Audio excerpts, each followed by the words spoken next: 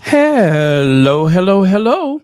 Welcome to Royal Sussex Live. Welcome, one and all. Thank you so much for being here. Okay, let me see. There we go. All right, let me see who was here 2 hours ago first. Angela M., thank you so much for being here. Sorry for the delay. Okay, and thank you everyone else that's here. Zakoy Farms, thank you for being here, and good morning to you. Or is it afternoon? Anyway, let's get on with it, shall we? Um, so Prince Harry was in Ukraine, is in Ukraine. I believe he has 2 days, or is it 2 nights there? Either way, what a great surprise, wasn't it?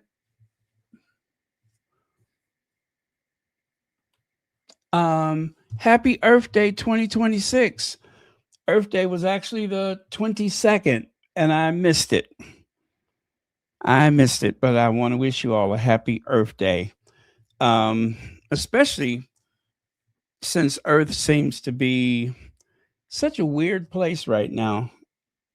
Um, but you know what? We have to remember that we are we're here, we're live, um, and as I always say, we have to live every day to the best of our ability because living your best life is the best way to honor your ancestors. It's the best way to honor the people that have come before you, your parents, your grandparents, um, and all your family, your extended family, your friends that are family. It's the best way to honor the people that aren't here with us anymore, is to live your best life. So, um, that being said, I hope that if you like to travel, you have a chance to see more of this world. Okay. But sometimes the world feels like this. It feels like this. What is it? 8.8 billion people, 8.3 billion people. And in spite of all those people, sometimes we feel alone. And sometimes we choose to be alone. But it's always good to reach out to people. Um, if you find yourself struggling right now, you really need to reach out to the people that you love the most, and in some cases, people that you don't feel so good about. You can't just say hi.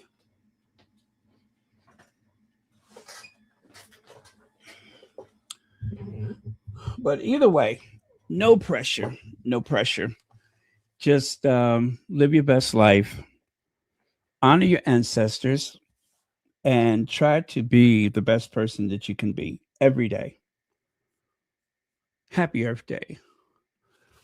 And of course, to the women, to the women, to the women. Um, Even if you don't have children, even if you don't have children yet, if you never have children, the women are definitely the soul of this world we inhabit. So I wish there were more women in leadership. I believe if there was, the world would be a much better place. But until then, um, to all the women of Earth, thank you so much for giving us life. All right.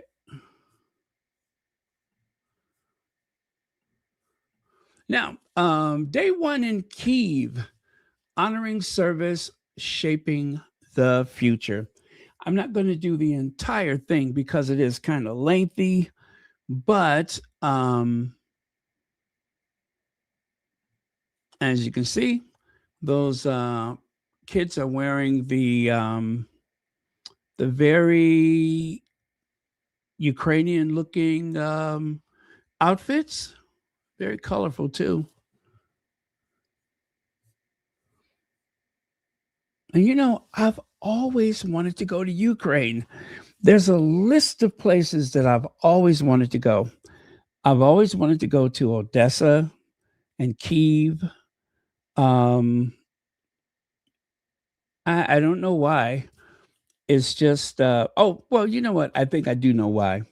Because growing up during the Cold War, growing up on the other side of the Iron Curtain, it was so forbidden to go. But I love to hear the language, even though I don't understand it. But I love to hear the language, and also I worked with a lot of people from Eastern Europe, so I I don't know. I just have this like insane curiosity. And as I said yesterday, Russia was also on my bucket list. St. Petersburg and Moscow, the places that I dream of going, like to the Hermitage Museum, seeing their beautiful collection of art. And yeah, I actually met someone who spent time in St. Petersburg. And that was when I found out that he had been to St. Petersburg, that was the only reason why I wanted to talk to him, because I wanted to hear about it. So, um, but yeah, those are the two places that I would love to go. And of course, at least two of the places I've already checked off my bucket list, and that's of course Hungary and the Czech Republic. Those are two places I can check off the list. So, okay. Now, as for that right there, let me see here. It says Prince Harry, Duke of Sussex, began his latest visit to Kyiv with a clear sense of purpose, joining global leaders, policymakers, and veterans at the Kyiv Security Forum, one of Eastern Europe's most significant platforms for dialogue on security, resilience, and the future of the Euro-Atlantic community. Set against the backdrop of a war that continues to shape not only Ukraine's future, but the wider international order, the opening day brought into focus a central theme: how resilience is built, sustained, and shared. So, if you haven't heard by now, it was not without controversy. Yes, it was not without controversy. Um, Harry had a thing or two to say. That's the only way I know how to put it. Harry had a thing or two to say. And he said what he said. And, well, I have been holding my breath ever since. Now, let's take a look at a few of the pictures. Prince Harry, Duke of Sussex, founder of Invictus Games Foundation. It was a great speech. And I would play it for you, but it was 17 minutes and 23 seconds of a great speech.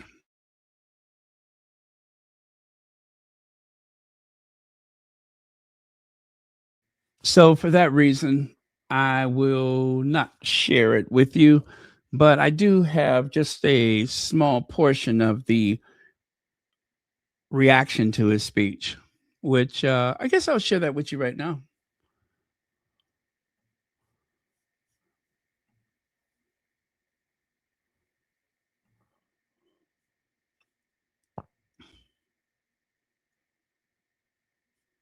Oh, okay. That's not it. That's not it. But why is that there? Okay, let me do it like this. You guys, I have been doing so much better at labeling my videos.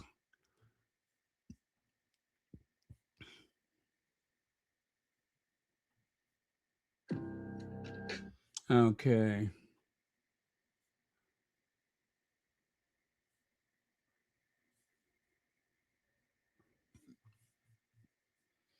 Now, as I say that, I can't find nothing I'm looking for. All right, let me try this then.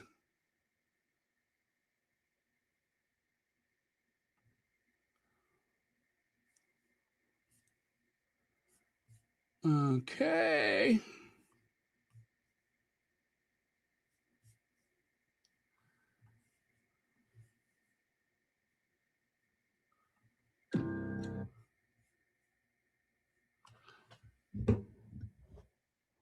Wow. Okay. Did I even do the, oh, you know what? Let me make sure I sent it over there, okay? Let me just do that. Maybe I didn't move it when I needed to, and I do want to share it with you. I do apologize for this. Um,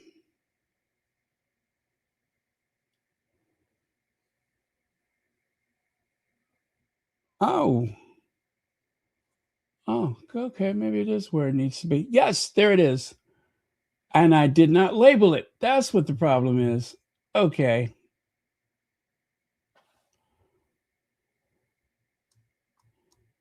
So Harry.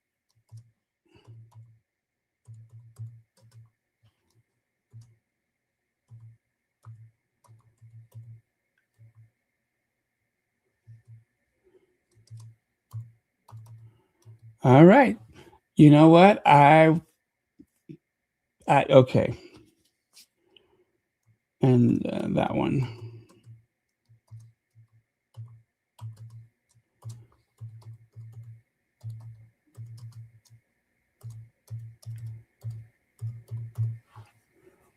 Okay, we're all good now, you guys. We are all good. That is much better. To the rest of us to get out. Thank you. It's lovely of you.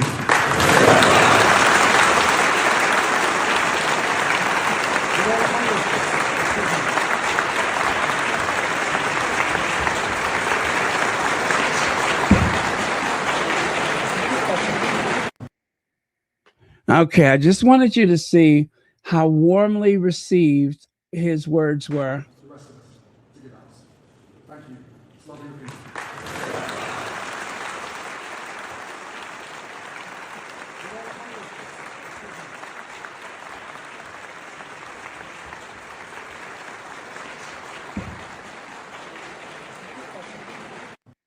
Okay, there you go. Just wanted to share that with you.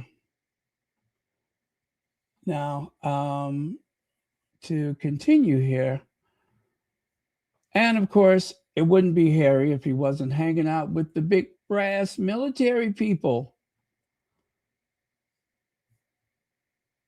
Prince Harry is very well respected in Ukraine and, of course, across the entire military community. Regardless of the country, he is very well respected. And there he is meeting some people in the crowd. And anyway, that is not his speech, but that's actually the, oh, you know what? Let me do this. I am going to give you the link to the, where you can find the, okay, here it goes. Now, this, of course, is the words from the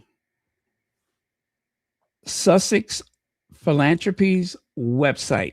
Okay. So remember that link is for the Sussex Philanthropies website. So you can read everything that comes directly from Prince Harry's people, group, foundation, philanthropies, right?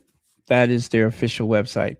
And that link will take you directly to those photos I just shared. And of course, everything that was brought up today, um, such as a return to Ukraine, veterans at the heart of the national resilience, the human cost of war, from frontline experience to global insight, light in the darkness, looking ahead, and let me see. Day one closed with a renewed sense of purpose and a shared understanding that the lesson emerging from Ukraine today will resonate far beyond its borders. Okay. So, as I said, it was a hell of a speech. Harry arriving at the train station, which I do have that to share with you.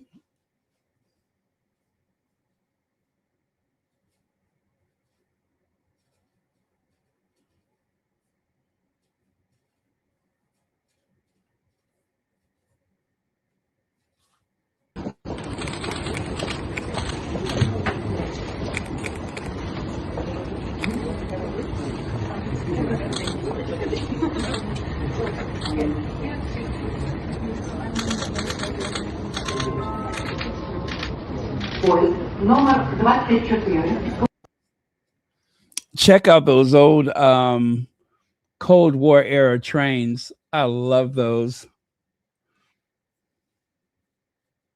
They have not changed much in probably 50 or 60 years, maybe even longer than that. But yeah, that is very cool. Warm greeting at the train station. And of course, Prince Harry is wearing some of that not Ukraine, but Invictus Games merch. You can see the embroidery on the corner, not the corner, but on his lapel. So that is some of that Invictus Games merch. Now, what is the official reaction to Prince Harry's visit? Well, this is just part of it. This is just part of the way it was received.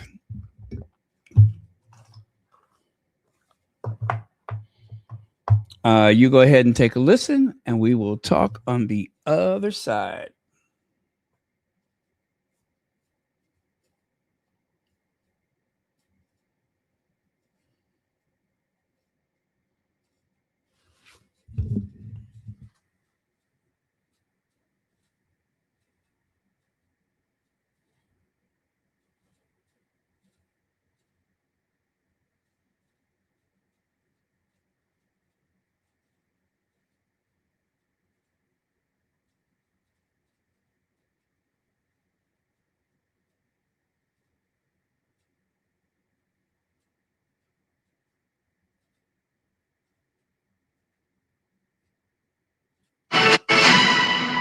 Welcome back to 5 News. Now, Prince Harry has made a surprise visit to Ukraine to, in his words, remind people of the war there. Our royal correspondent Simon Vigard is in the studio tonight, as you can see. Simon, good evening to you. It's unusual, isn't it, for royals to get involved in international politics, but Harry seems to have done it. Yeah, it is, but siding with Ukraine is not that controversial. So this isn't an official visit. Plenty of British government ministers have made similar visits. He was very keen today to say, I am not here as a politician. It's not his first visit to Ukraine. Obviously, he's got the military links, the Invictus links. So let's take a look. He met some of the thousands of wounded personnel in Ukraine. He's particularly concerned with prosthetics and their manufacture in Ukraine, and also minefields through the Halo Trust. So not there as a politician, but in his keynote speech to the security conference, he did have a message for the Russian president. Let's take a listen. President Putin, no nation benefits from the continued loss of life we are witnessing. There is still a moment now to stop this war, to prevent further suffering for Ukrainians and Russians alike, and to choose a different course. Okay. I'm just going to pause it right there. So, yes, he did mention Vladimir Putin. No word from the Kremlin just yet, but I'm like, okay, Harry, this is very strong wording, and as the guy said, it's not that no one has gone to Ukraine. Of course, he was being shady when he said that. The guy that said it is the one on the right. He was being shady when he said that because I got the feeling that he was trying to downplay Prince Harry's contribution. But anyway. Can I ask you a question? Like when the big names at Buckingham Palace see that, what do they think, do you reckon, of Harry appearing in somewhere and speaking in that way? Well, they're very aligned, really, because in fairness, the King has met President Zelensky several times over the last 4 years since the war began. Prince William's been to see NATO operations in Eastern Europe, so they are all on the same page on that front. In the wake of the Trump administration withdrawing funding from the war effort in Ukraine, take a listen to this bit. It's not directly addressed at the US president, but it doesn't really have to be. This is a moment for American leadership, a moment for America to show that it can honor its international treaty obligations, not out of charity, but out of its own enduring role in global security and strategic stability.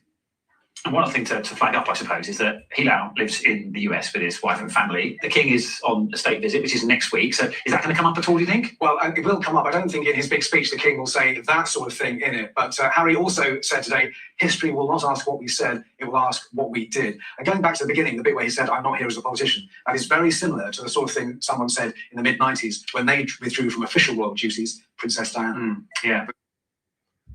Okay. I don't know why they're talking so fast, or it seems like the video, the speed of it is a bit fast. But anyway, I do apologize for the rapid fire speech. So that was the other thing. Prince Harry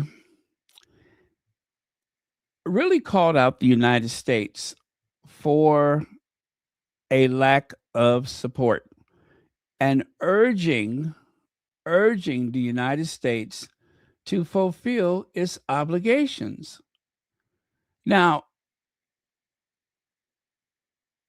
he also mentioned, if I recall, the fact that at one time Ukraine had the third largest collection of nuclear weapons, right? They had the third largest stockpile.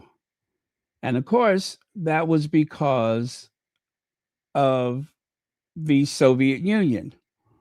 During the time of the Soviet Union, Ukraine received like favorite satellite state status. The satellite states were the buffer zone. Those were the Eastern European countries that were in what they referred to as the Warsaw Pact. The Warsaw Pact was something that would compete or offset the NATO, right? Because the NATO alliance, the North Atlantic Treaty Organization, NATO, where the policy is an attack on one is an attack on us all. Well, that's the policy of NATO. And that means that if you are a part of NATO, then you are part of this alliance of defense. Well, the old Soviet Union wanted to make sure that they also had an alliance. So that means that the nations that were along the eastern border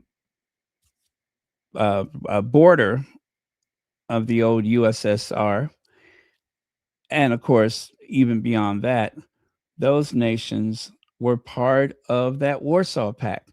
It was also part of the communist nations. They had the alternative economy based on communism. And of course, at that time, there was the phrase, the Iron Curtain, that supposedly was coined by Winston Churchill. He said there was an Iron Curtain falling across Europe, and that was to separate East and West.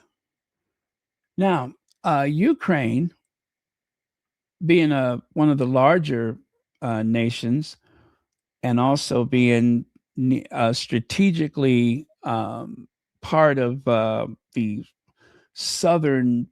Well, I'll put it to you like this: they had access to, I believe it was the Crimean Sea, if I'm correct, and Crimea is really what Putin wanted back because for as big as Russia is, they don't have access to the sea as much as most other European countries that are along the water. So they wanted Crimea back. Now Crimea was a gift to Ukraine for being such a good Warsaw Pact satellite state nation. And also for strategic purposes, Ukraine was filled with nuclear weapons, the third largest stockpile in the world. You had the United States, the Soviet Union, and of course, Ukraine. Now, here's the thing. If memory serves me, Russia, the United States, France, United Kingdom, and a few other countries, I suppose, but principally those countries, they wanted to make sure that there were not too many of those nuclear weapons around. And that's still the policy. Now, Harry pointed out that Ukraine had given up their weapons because they could have kept them. After the fall of the Soviet Union, they could have kept them and they could have used it to defend themselves. And if they still had those weapons, guess what? They probably wouldn't be at war. They probably would not be at war right now. But going along with the USSR, going along with Russia at that time, the United States, Britain, and France, they said, you know what? We will give those weapons up in exchange for the promise of security. And to go along with that, Ukraine desperately wanted to join the NATO. They wanted to join the European Union and to join NATO. Joining NATO would mean they will always be safe from Russia.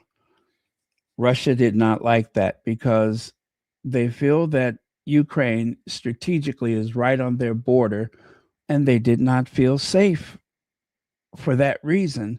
Because if Ukraine was part of NATO, if there was ever like some invasion of Russia, it would be made so easy if they went through Ukraine.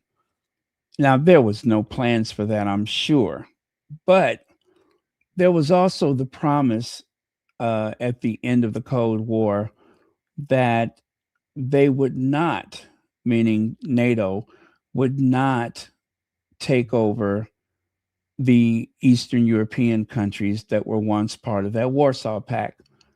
But they did it anyway. Country after country after country joined NATO, joined the European Union. That makes Russia feel very insecure. And so the line in the sand was Ukraine.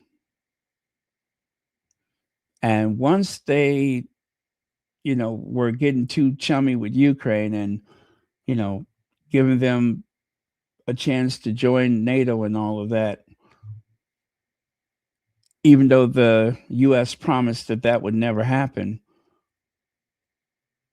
it was kind of like poking the bear. It was kind of like they were poking the bear. So at some point, they sent those troops to the border of Ukraine, and then eventually we are where we are right now. So I don't blame Ukraine for wanting to have that extra added security. But if nothing else, Putin wants Crimea back. He wants that back for strategic purposes. He wants it back. And of course, Ukraine is like, hey, that's our sovereign land. Also, the other problem with everything going on with the border disputes between Russia and Ukraine there was quite a bit of um, repatriation. No, not repatriation. Migration. In order to keep Ukraine solidly in Russia's control, Russia actually sent a lot of citizens to Ukraine to settle there, to make sure that there was a huge presence of Russians. And that causes a lot of problems. Plus, there's a lot of Ukrainians that have moved and worked in Russia, and vice versa. You had a lot of Russians in Ukraine. So, one of the things that Putin has been trying to use as an excuse for all of this war is that most of the people along the border region were Russians in Ukraine and that they should decide.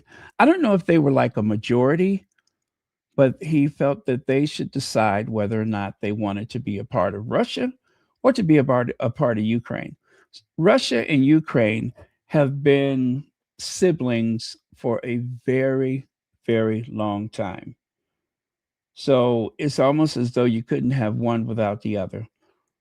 I do believe most Ukrainians either understand Russian or they speak Russian. I don't know if it's the same with Russia that they know so much Ukrainian language, but I know that a lot of Ukrainians speak Russian. Now, I had an experience when I belonged to a travel group. I invited a kid from Russia to see the city of Chicago, right? Well, he was staying at a hostel. And one of the kids from Ukraine, yeah, it was a Ukrainian kid that I wanted to show Chicago. And there was a Russian guy there that also wanted, and he said, is it okay if he tags along? I'm like, fine. The more the merrier. So we went and did some sightseeing and everything. We went by the lake. But at a certain point, the guy from Ukraine told me, he said, we don't like Russians. I said, yeah, I kind of know that. I said, but that was nice of you to let him, come along. He said it again. We really don't like. Oh my God, that was so funny. They were both nice kids. And, I make friends like that because it's been a few times when I've gone to Europe and some of the friends that I made here, I have visited over there. I've actually stayed at their house. So it really worked out for me. Um, but yeah, that was kind of funny that happened. And anyway, we had a great time. Now, there's a little side story to that. If you remind me later, I will tell you. But there was like a funny, weird story that I have to go along with that outing that day. Again, just remind me later. So, um, yeah, that is where a lot of this problem has come from with Russia and Ukraine. They are cousins, they're siblings, and they have been in a love-hate relationship for a very, very long time. I don't know if there's any other country in Eastern Europe that is as mixed with Russia as Ukraine is. So, and of course, because of these connections, there is a lot of people that, have let's say, a Russian husband or a Ukrainian wife and that kind of thing. So it's interesting how after the fall of the Soviet Union, that old rivalries bubbled up to the surface again. Like, remember that whole thing with Bosnia Herzegovina, the Balkan states. Remember, they had the big Balkan War with all the ethnic cleansing. How interesting it was, and I use this as a life lesson about history. How interesting it was that when the Soviet Union was in control, it didn't matter if you were Christian or Muslim, you had to get along. And so, Christian, Muslim, they friended each other, they worked together, they lived in this, mixed neighborhoods, even some of the marriages. But as soon as the Iron Curtain fell, it was like the old rivalry never ended. And then it was like a civil war going on. So interesting how, when it was enforced by the Soviet Union, they were able to get along. But once that Iron Curtain fell, they were back at each other's throats again. Very interesting. See how you can, when you have to do something, you can do it. But take away the rule of law and everything falls apart. Very interesting how that happened. I will never forget that. And anytime I look at a situation like that, I'm always amazed at how, once there's no third party forcing them to get along, that everything goes to hell in a handbasket. So anyway, and here's the thing. I'm just going to add something else to this about the weapons of mass destruction, the nuclear weapons. We just learned something with Iran. And Iran was paying attention when we learned something from Iraq and Libya. We even learned something from North Korea. What they all have in common is that they were all pursuing those big weapons, right?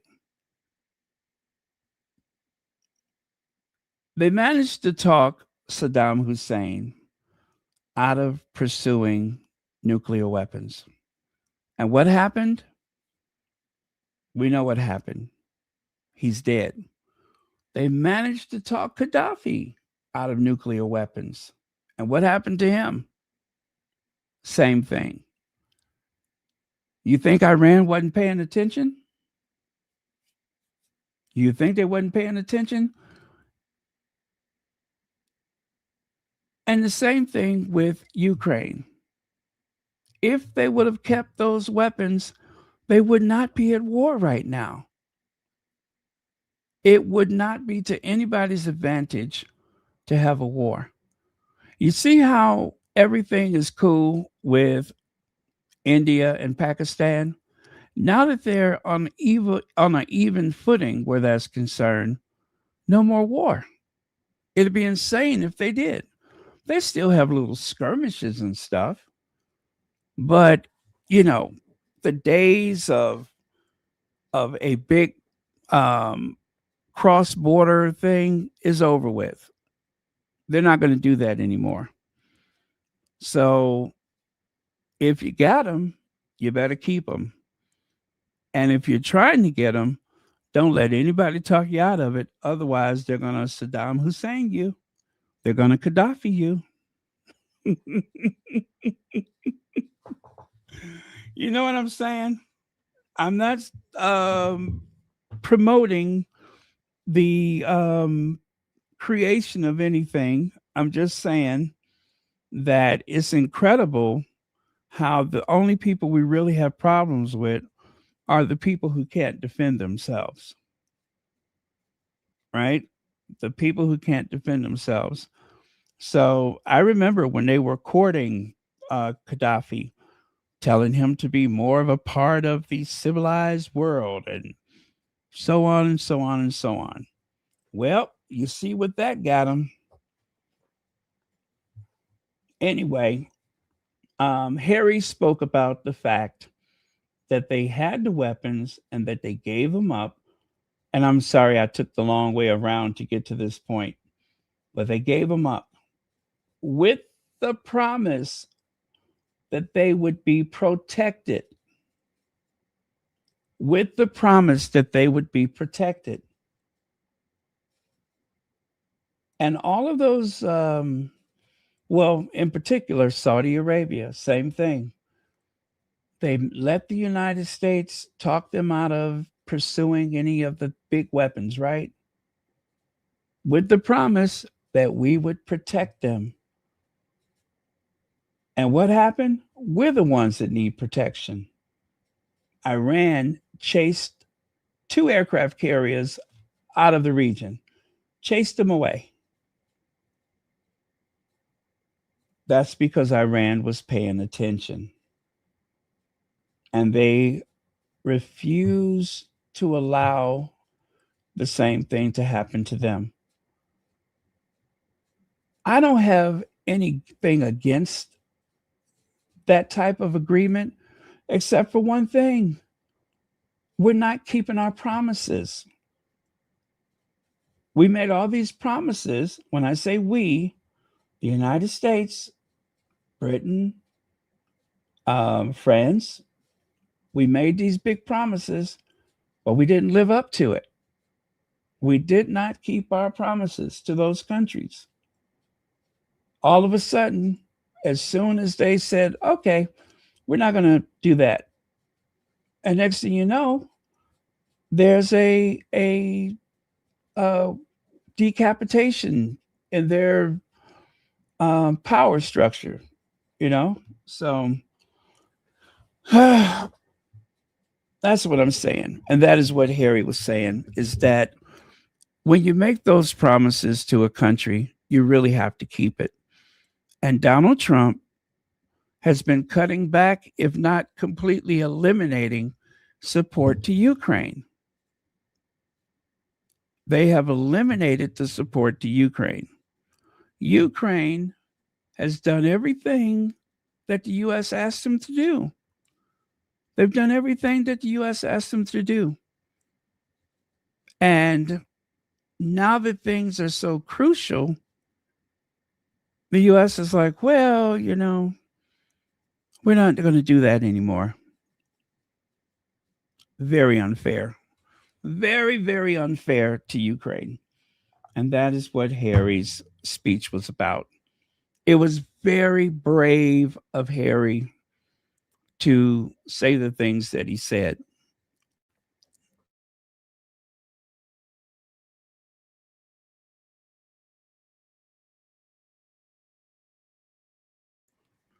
But Harry reminded Donald Trump of the United States obligation.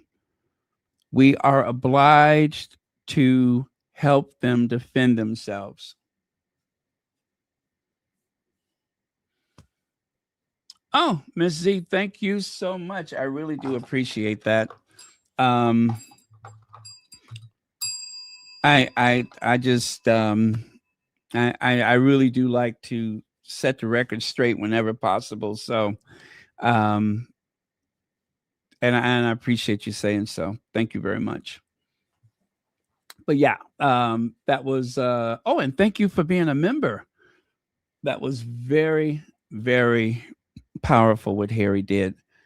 And I'm not going to lie and say that it does not make me anxious, because it does. But it'd be different if it wasn't true. But it is the truth. It is the truth. And so for that reason, they deserve for the United States to live up to its commitment. And of course, the people of Ukraine, as Harry said, should not be forgotten. They should not be removed from the front page. And then all of a sudden, it's just not news anymore. and they find themselves overrun by Russia. And just imagine what that feels like, knowing that someone with as much clout as Prince Harry is reminding the world about the obligations of not only the United States but NATO, reminding the world of their obligations. And so this really puts the U.S. in a bind, because this unnecessary thing that's happening with Iran, we are so short of weapons, interceptors, and that's why they call it a war of attrition, is that Iran is really just running the clock down. Iran just needs to hunker down and ride through the billions of dollars, like about $1.5 billion a day, that the U.S. has been spending on a war that we cannot win. It's not that um, Iran can necessarily say that they're going to have some um, battle victory. No, their only victory comes from riding this storm and seeing it through. They're going to take a lot of damage in the meantime, but they just need to survive. That's it. And that's why Donald Trump has been threatening them the way he has, is because we are not winning. We're not winning. They have more technology than anybody expected. Nobody expected them to have that much technology. And they just about assured Donald Trump, when I say they, you know who I'm talking about, that it would be over and done in no time. The Ayatollah sacrificed, or should I say, martyred himself for his people. And whether or not you like him, whether or not you like his religion, it's none of our business. Anything that they have accused Gaddafi, Saddam Hussein, the Ayatollah, or just about anybody else, whatever you have accused him of, trust me when I say this, you can find similar things, if not worse, in China. You can find similar things, if not worse, in Russia. And quiet as it's kept, you can find similar things right here in these United States. It's just a matter of how you want to portray it. How do you want to portray it? Do you want to make them look like the good guy or the bad guy? But there's enough hate, enough hostility, and enough brutality to go around. And we have our share of it.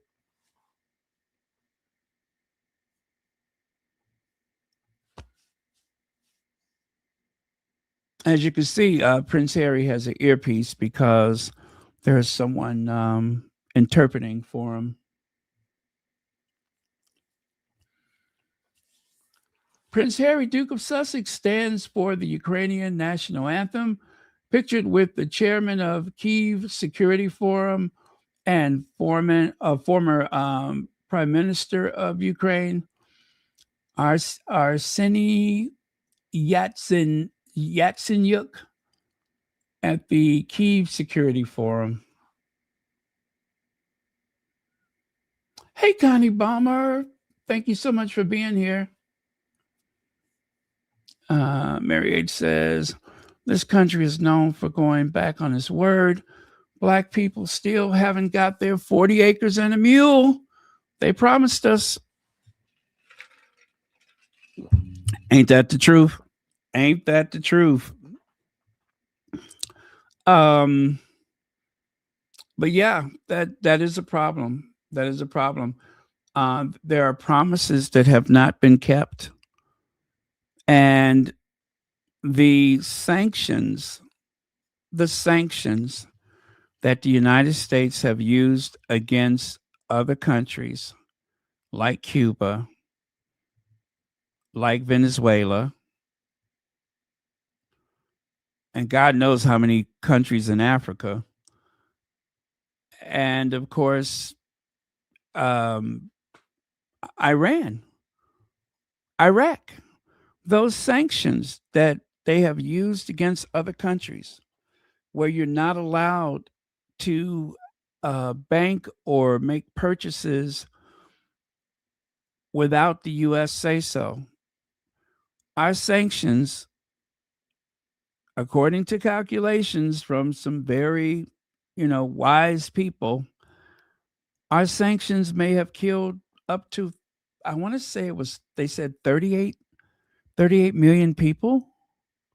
38 million people. That is the estimate. 38 million people. That's more than Stalin. Definitely more than Hitler. Well, maybe not Hitler, because the whole thing started something that became much bigger around the world. So, but close. Whenever you hear sanctions, believe me, on the other side of that is a lot of misery. On the other side of the word sanction, there are people who cannot get medication, medical equipment.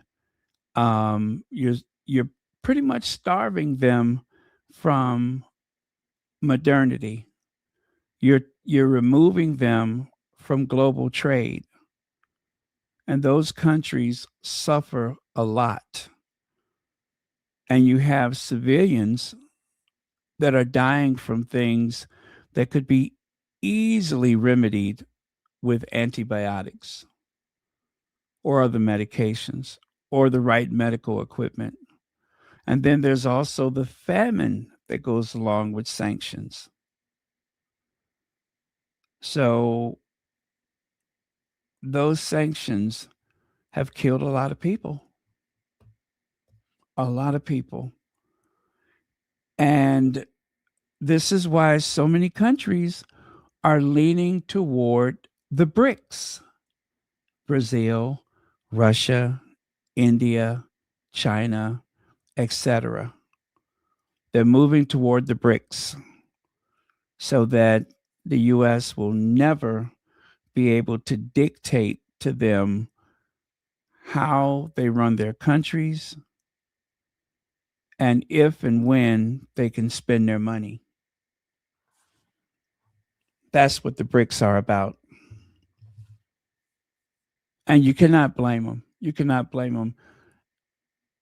I think it's very pompous and arrogant to throw those sanctions around, to throw those tariffs around.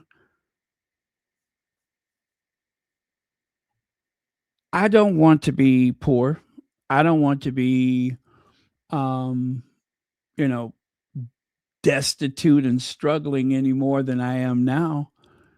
But I don't want that inequality for other countries. I don't want other people to suffer so that I can have gasoline at what, $3 a gallon, $2 a gallon. I don't want other people to suffer so that I can do that. But that's what it adds up to. So things are changing, and not necessarily in our favor.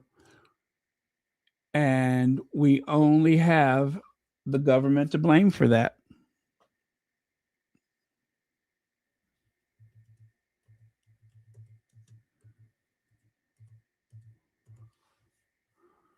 Yep. We only have the government to blame for that. And of course, people who vote the wrong way. Whenever I think about that, you know what I'd be saying to myself? Do they think they are? That's what I'd be thinking. That's what comes to mind when those things happen. I'm always thinking to myself, Who do they think they are? yeah, that's the first thing that comes to mind.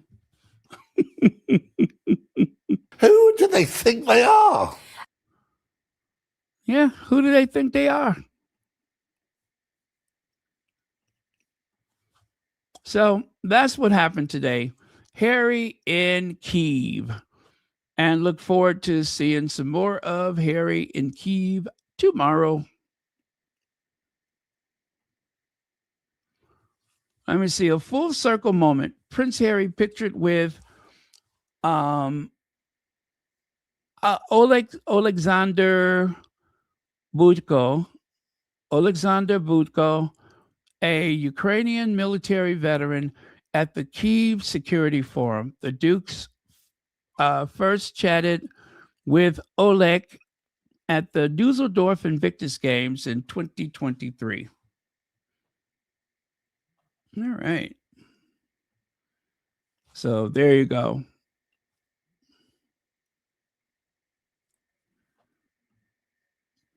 And it would not be the same if, what's his name? Weissman?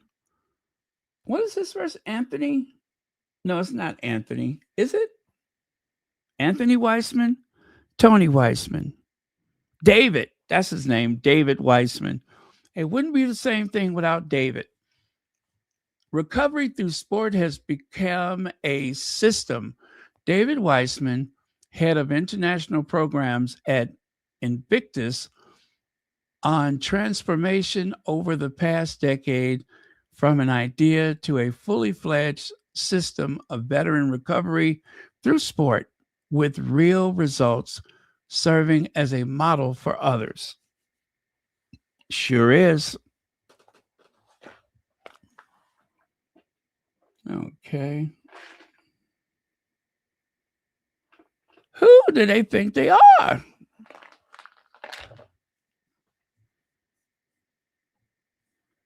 And Harry had the honor of spending some time with the Ukrainian Prime Minister.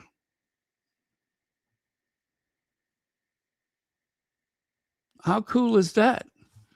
Prince Harry had an audience with the Prime Minister of Ukraine, Yulia Severendenko, on day one of his visit to Ukraine. And she said, ooh, that's small. Hold on a second. Let me make that bigger so I can see it.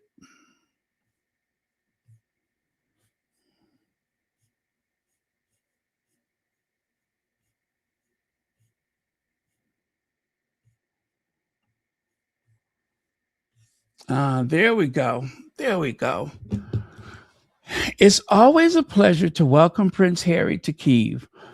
I am deeply moved by the warmth with which Prince Harry speaks about our people, those he meets here in Ukraine and around the world through the Invictus Games. Thank you, Your Royal Highness, for your consistent support for Ukraine, for our service. Your support for Ukraine, our service members, and our veterans. It means a lot to us to have such a true friend of Ukraine. So that was Harry's day today. I just want to remind you last time that Harry spent some time at a makeshift memorial for the war dead, those who paid the ultimate sacrifice.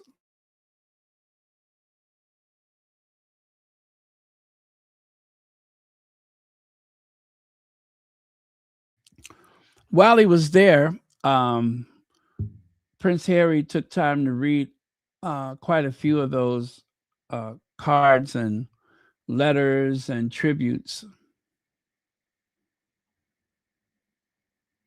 And in order to really have a chance to have just a little quiet time, he actually had to go a lot further into the memorial because There was a lot of people, like, standing outside the perimeter, snapping photos and all that kind of stuff. So he kind of disappeared back into the memorial. And then, of course, at some point, a very solemn looking Prince Harry emerged. Now, again, this was the last time he went to Kyiv. So Harry has been to Kyiv, and then on his second trip, he went to, oh my goodness, I can't remember the name of that city.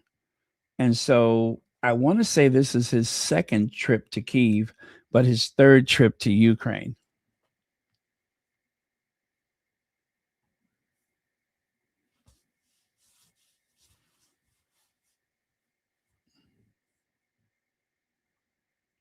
Yeah. See, something like this means a lot to the people of Ukraine. So Harry's presence by itself spoke volumes, but Harry spending time here at the memorial is a whole nother thing. And also, the third thing was that very brave speech that he gave today. Now, if you're wondering what was Donald Trump's reaction, brace yourselves. That's all I can say is brace yourselves. And we will talk about it on the other side. Okay.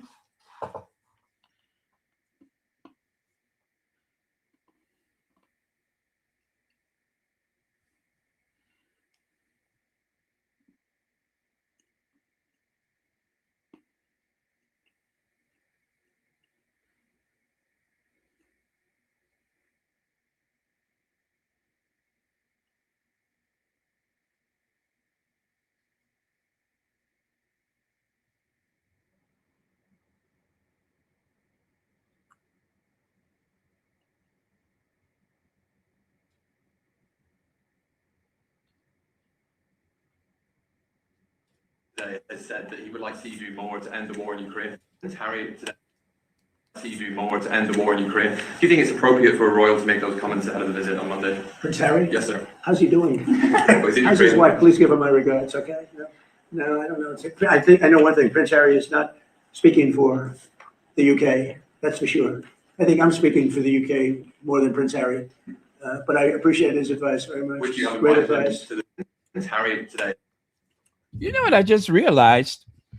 I see you do more to end the war in Ukraine. I could have just shown you the video. I wasn't thinking about that. Yes, sir. How's he doing?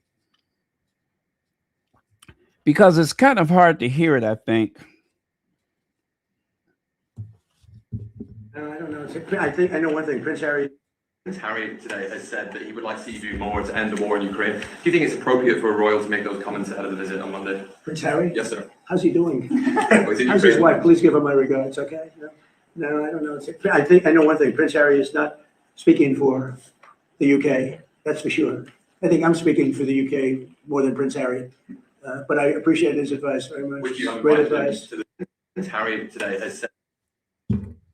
Okay, now I don't know how much of that you could really hear because there seemed to be a lot of background noise, but it did not go bad at all. This is the second time. This is the second time that Donald Trump has thrown a little shade, but not actually gone in for the kill. You understand what I'm saying? No, I don't know. This is the second time that he's shown a bit of shade, but it wasn't so awful. It wasn't so awful. It could have been much worse. You're going to see headlines that declare that Donald Trump, said this or said that. But unless you see the actual words without all of the opinion injected into it, then it's kind of hard to know the difference. So I am going to Harry today. I'm going to share it with you.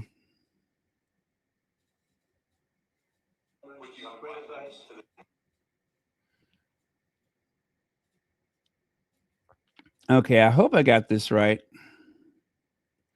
Give me just a second. More than Prince Harry, but I appreciate his advice very much.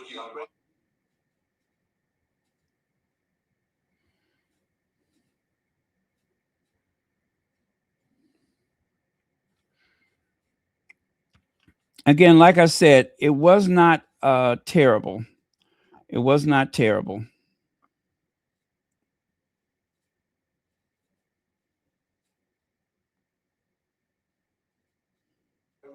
Great advice.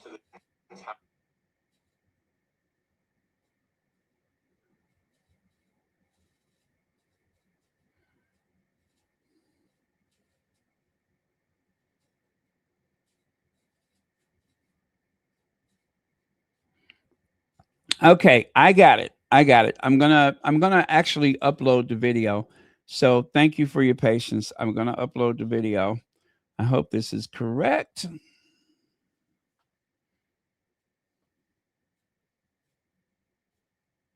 Harry today has said that he would.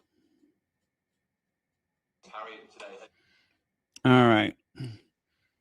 Here goes. I think I'm entitled to do this because it's on the White House feed. So that's available to the public. I should not have a problem. I just realized that, and I'm just like, wait a minute. I can just share the video.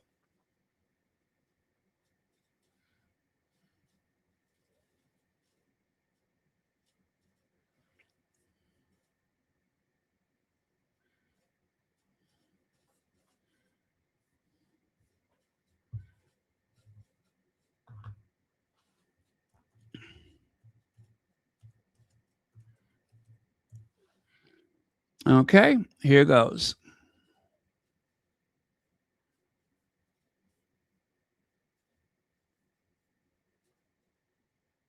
Today has said that he would like to see you do more to end the war in Ukraine. Do you think it's appropriate for a royal to make those comments ahead of the visit on Monday? Prince Harry? Yes, sir. How's he doing?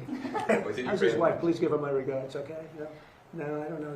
I think I know one thing. Prince Harry is not speaking for the UK. That's for sure. I think I'm speaking for the UK more than Prince Harry, but I appreciate his advice very much. Would you have Great invited him advice. to the- One more time. Harry today has said that he would like to see you do more to end the war in Ukraine. Do you think it's appropriate for a royal to make those comments ahead of the visit on Monday? Prince Harry? Yes, sir. How's he doing? Oh, is it How's his Ukraine? wife? Please give her my regards, okay? No, I don't know. I think I know one thing. Prince Harry is not speaking for the UK. That's for sure. I think I'm speaking for the UK more than Prince Harry, but I appreciate his advice very much. Would you have Great invited him advice. to the- But I appreciate his advice very much. Great advice. Not bad. How's his wife? Send her my regards.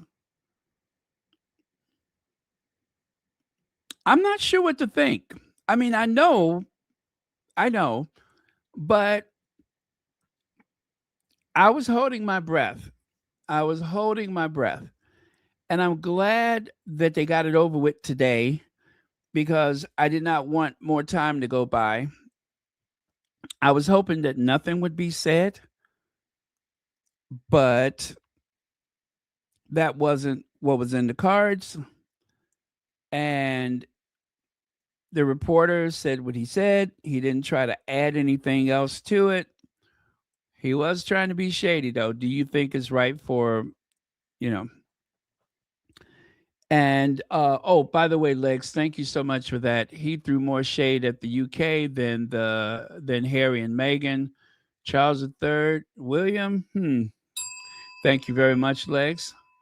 And Legs, where were you at earlier? I was given a lengthy history lesson, and I wanted you to be there to let me know if I got it right.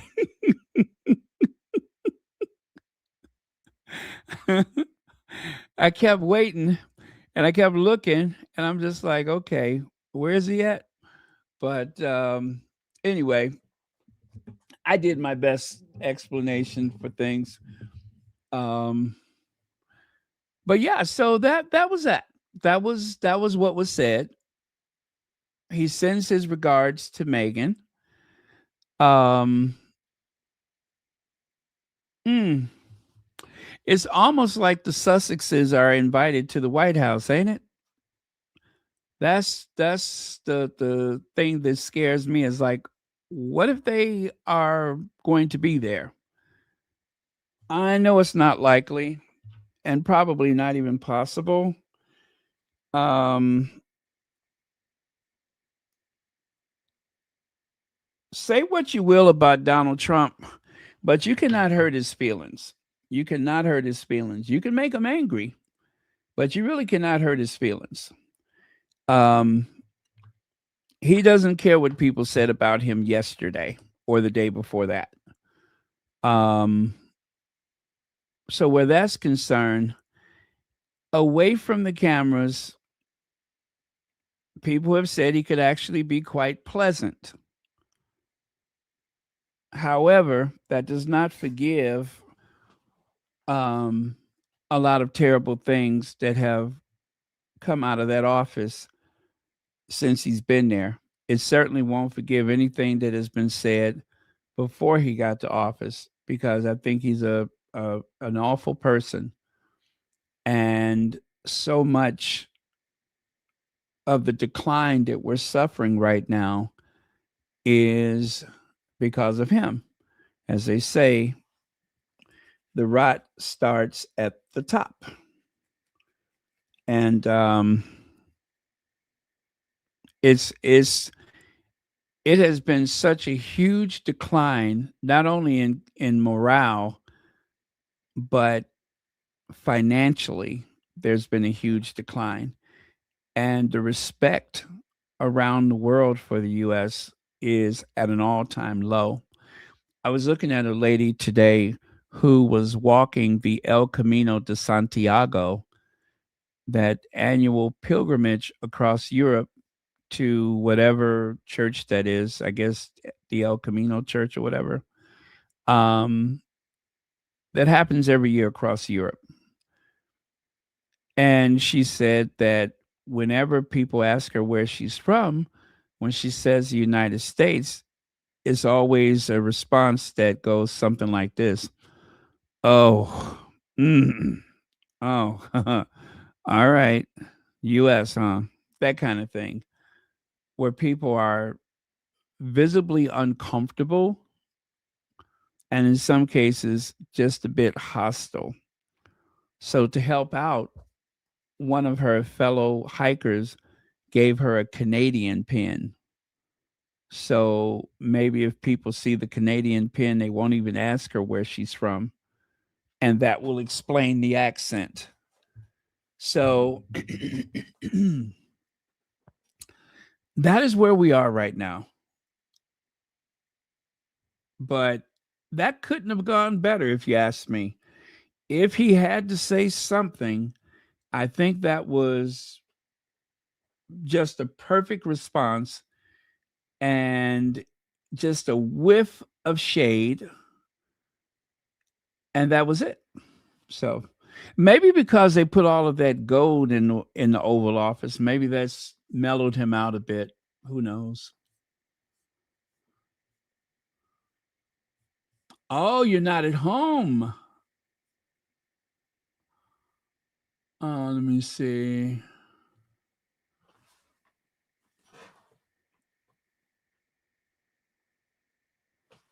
Okay.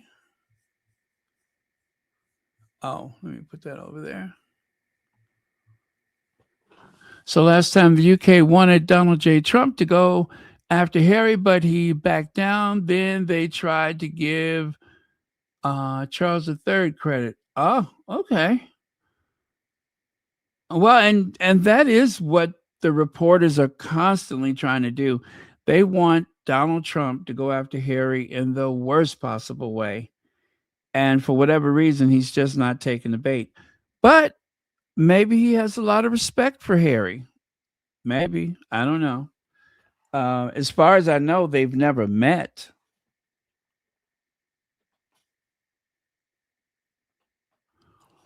But mm, also, Donald Trump was dozing off at this press conference. I'm going to tell you something that I've heard is that you never see Donald Trump get up or sit down anymore. You don't see him take a seat. They say it's been a long time since you've actually seen him take a seat. When the press arrives, he's already seated. And when the press leaves, he's still seated. He doesn't usually get up. Now, make of that what you will, but that's what I heard. I don't know 100% because I don't pay that much attention to him, but the guy's in poor health. The media was not expecting this. They were hoping that Trump would say a nasty thing about Harry. Instead, he praised him and sent regards to his wife. Yes. Yes, I am just shocked. Certain people can hurt his feelings. He still isn't forgiven Obama for that roast at the correspondence dinner. Yeah, well, you know what, though? They say that Donald Trump was angry and that he was going to get his revenge. Donald Trump has been running for president since the 1980s. He's been running for president since the 1980s. And I think that that's one of those moments where the press has made this have scripted the situation as though it was a classic case of revenge and good versus evil. Even when Oprah Winfrey first started her show, Donald Trump came on and he was talking about the state of the country and such. He knew that he could not run as a Democrat. Otherwise, he would have tried. But the only place where he could find a home was the Republican Party. And Donald Trump used Barack Obama for 5 years. All of the things that he said about Obama was to get him exactly where he is right now. And I do believe that it was all part of a greater plan. And this business about him being surprised that he won and all that kind of stuff, I'm sure he was surprised.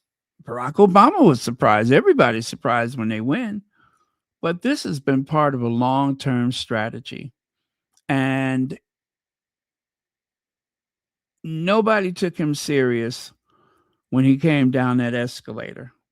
But using Barack Obama was his ticket to the White House. That was his ticket to the White House. And so it does look compelling, this idea that he had been hurt and embarrassed at the correspondence dinner. But my personal opinion, I believe that Donald Trump has been running for president since the 1980s. Donald Trump was running those op-eds in the newspaper for years. And then when he finally got a hold of social media, when he could speak directly to people, then it was really no stopping him at that point. So I can see why that may very well be the thing, but I believe it goes back much further.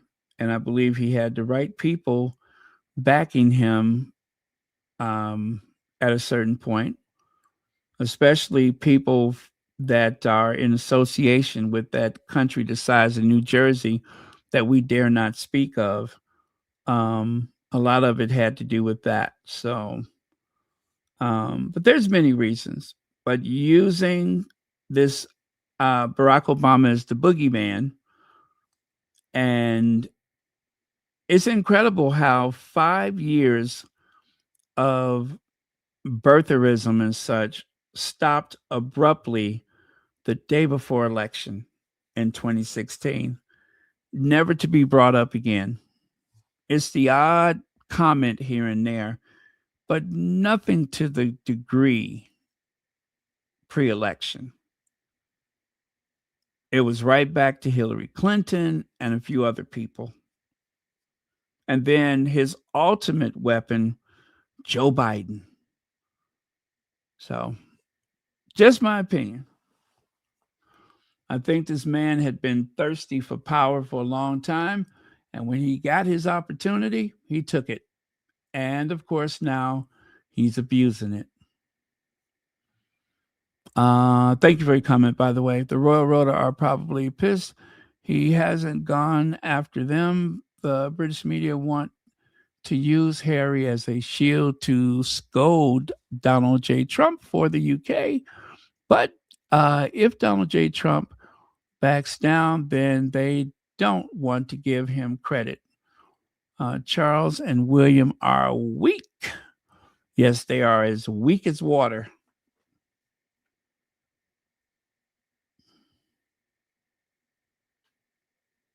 Okay.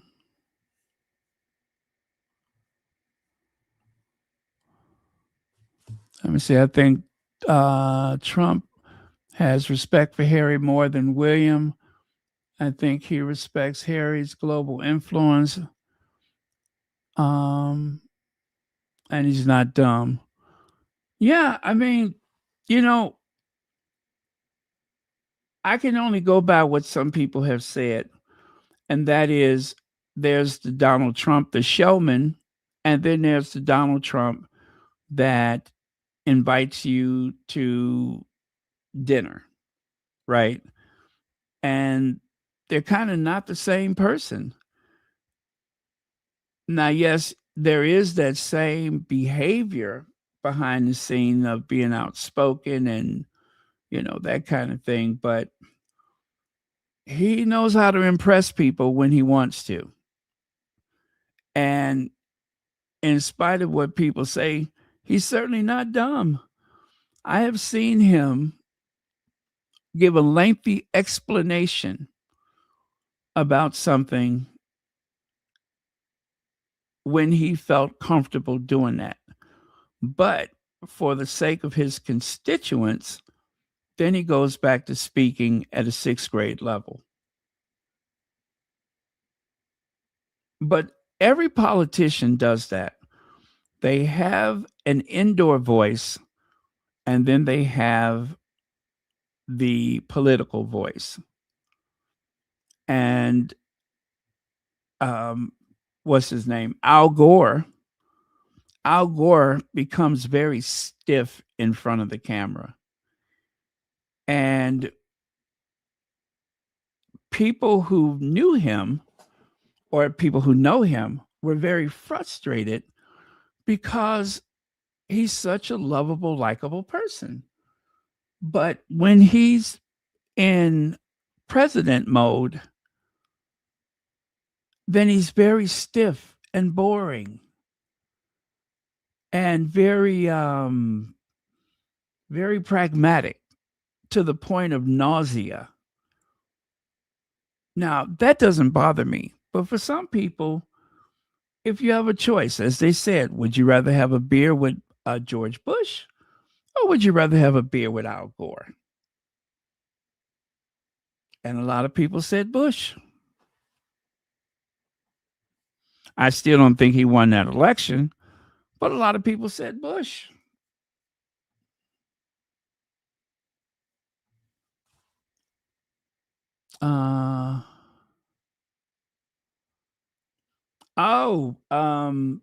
Chris Ship with a P, not a T.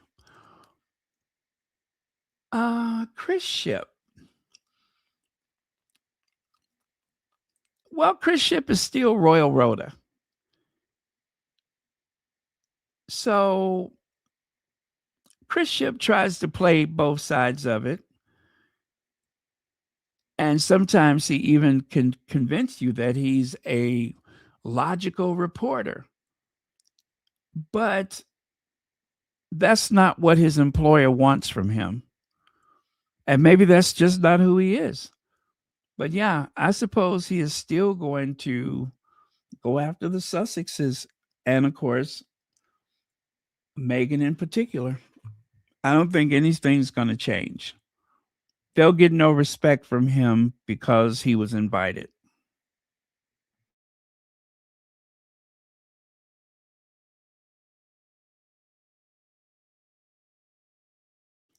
But let's be hopeful and let's be optimistic that maybe there has been a conversation. Maybe there's been a promise or two. Who knows? In the lead up to the Invictus games next year, Harry is going to have to let people in. He's not going to have a choice but to let people in because it's going to be in the UK. I'm not saying he should. I'm not saying that I like it. I'm not trying to say that. So don't jump down my throat. I'm not siding with the Royal Rota. But in a very practical sense, it would be almost impossible to have the Invictus games in the UK and not handpick maybe one or two reporters from a traditional news source like, was it ITV or whatever?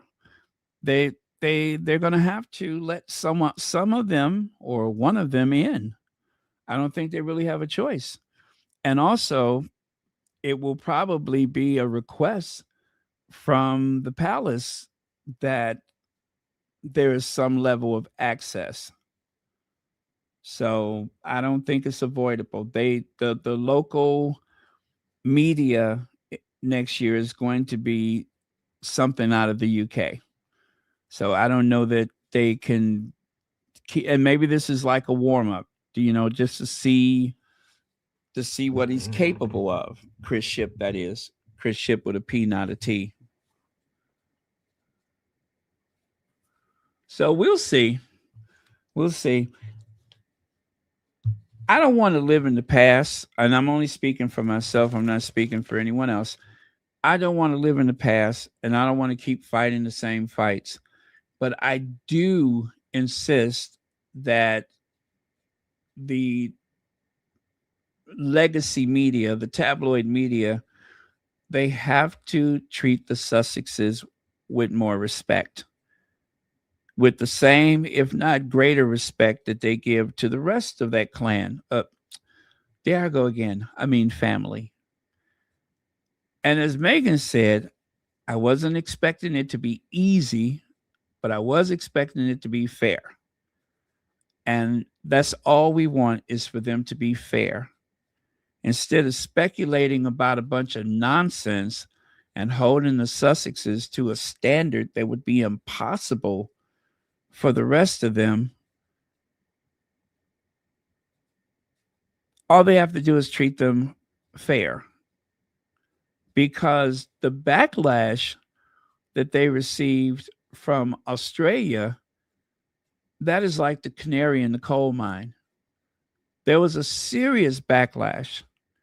The people of Australia spoke.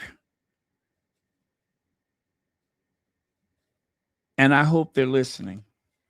I hope they're listening.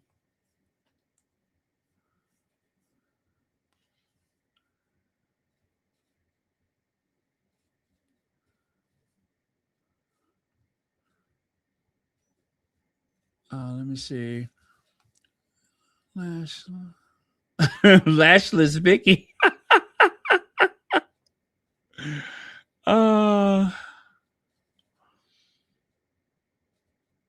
Yeah. Yeah, Victoria Arbiter was not the worst of them, but she had her moments. And Chris Ship,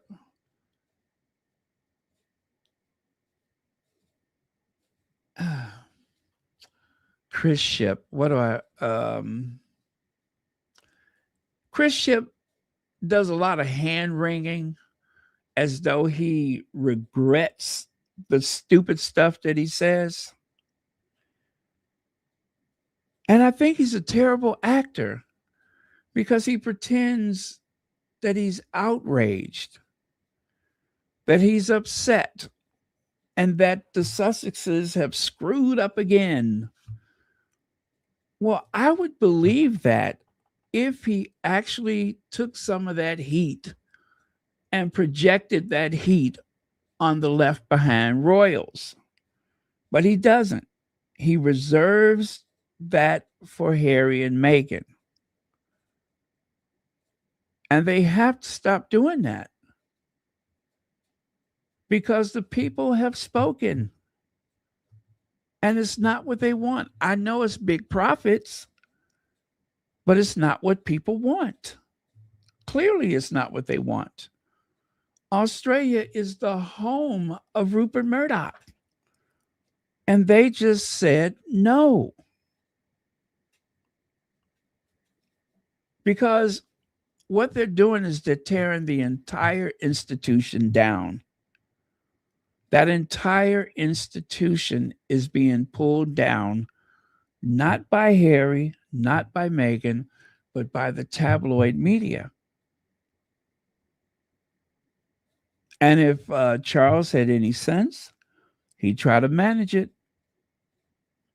He'd try to manage it. This is a monster of his creation. Because if I'm to understand, there was no Royal Rota before this whole thing with Camilla. Before Camilla, there was no Royal Rota.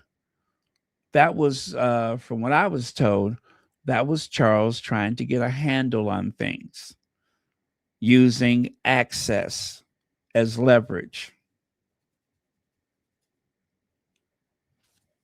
How's that working out?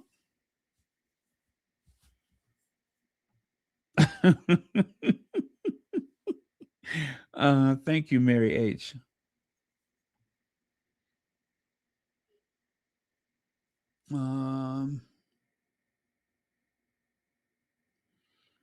Oh, Tom Bradby, yeah.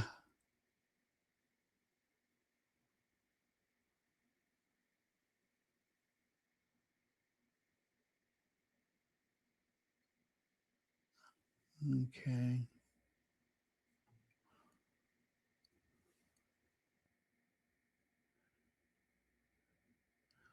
Oh, yeah. They didn't want to air it. They did not want to air it, which was incredibly rude. Unforgivable as far as I'm concerned. That was unforgivable.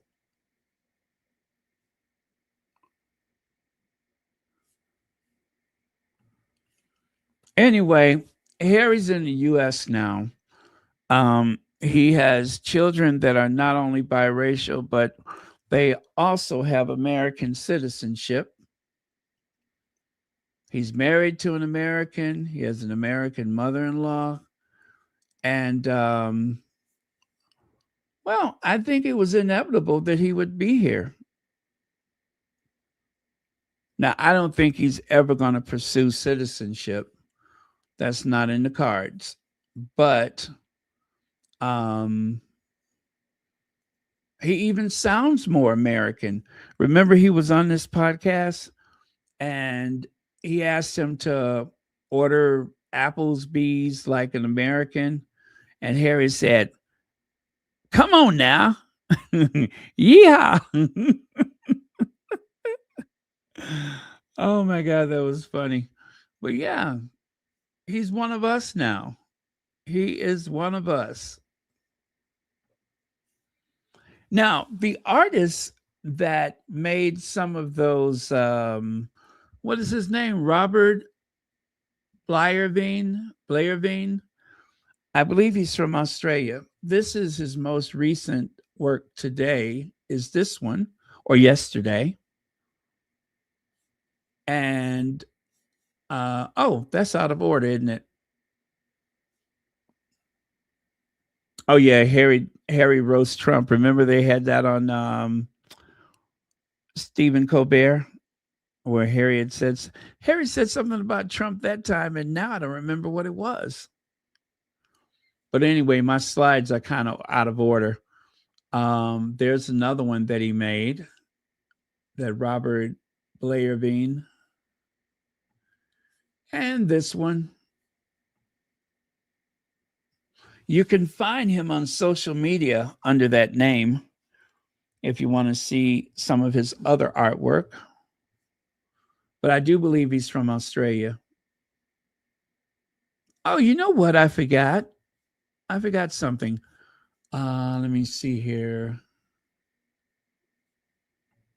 This I forgot. You know what? I got to take the music out because I don't know if that's copyright. Yeah, I don't know if that's copyright. So I got to turn the sound down.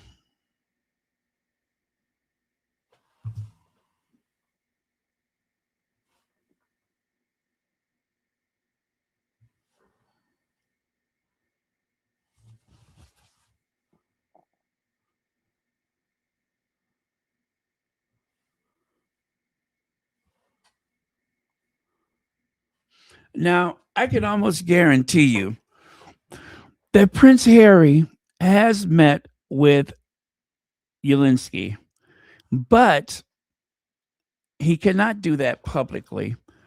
They do not want Harry to be seen with Zelensky. I believe the last time when Harry went to Ukraine, he actually met with him because there was a period of time when he left the group that he arrived with. And then, if you guys remember, it wasn't long after that that Princess Anne made a trip to Ukraine so that she could be photographed with him before anybody else.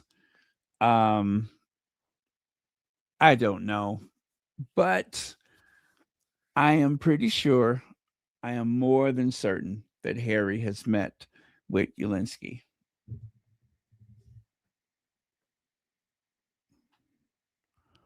Let me see. What else did I have from Ukraine?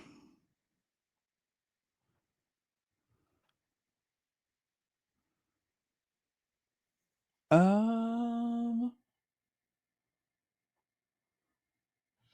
there was this moment, whatever this was. Of the European Union. He is very clear saying that as of now, the EU is not at the state of war, neither at peace. We as Ukrainians are at the state of war. And I believe that Europe will be at complete peace if we win. And we will win. Let me introduce. I tell you, when Harry goes to Ukraine, they load him down with gifts. One whole rail car. One of the rail cars is going to be nothing but gifts to take back to his family.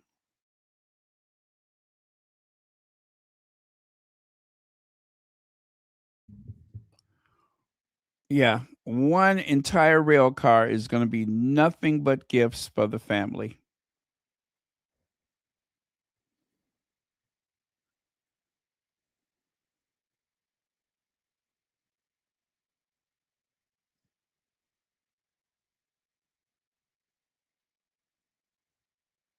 Okay, I was just checking to see if I had anything else Ukraine. I think that was it for the Ukraine videos.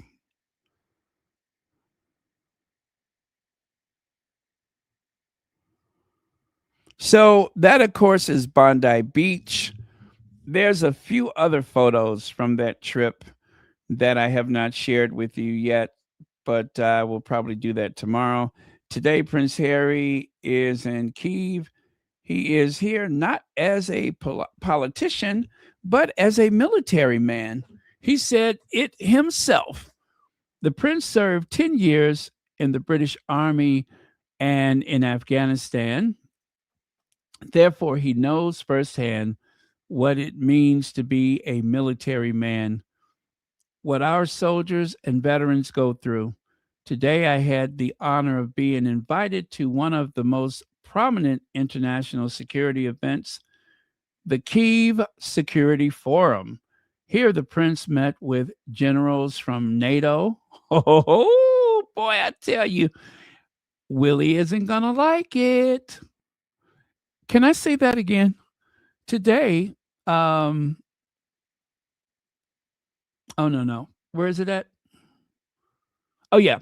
Here, the prince met with generals from NATO countries, opened the event, and spoke alongside our veterans.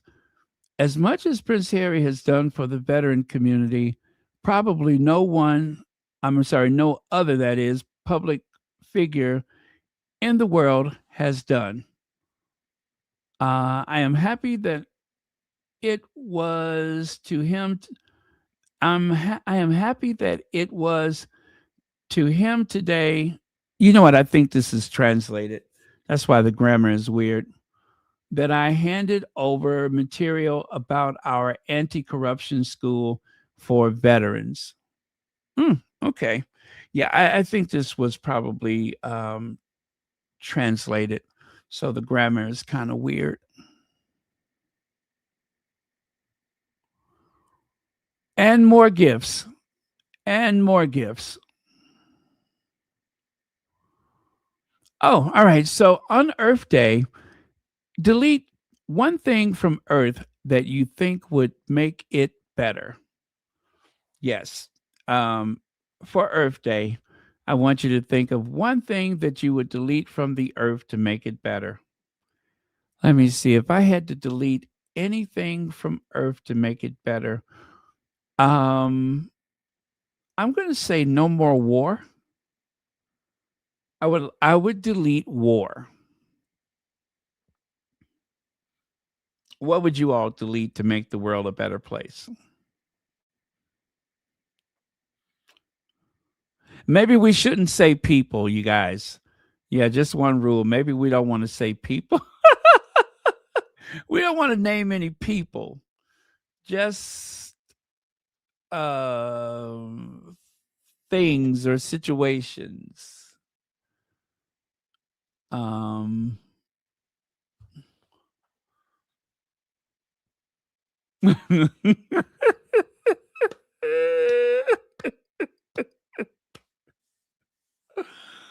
Oh, you're good.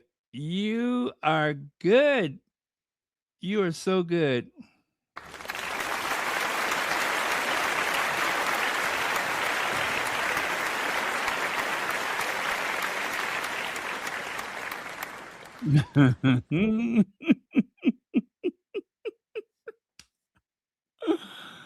Oh, oh man. Well, let me see here. Okay, racism. That's a good one.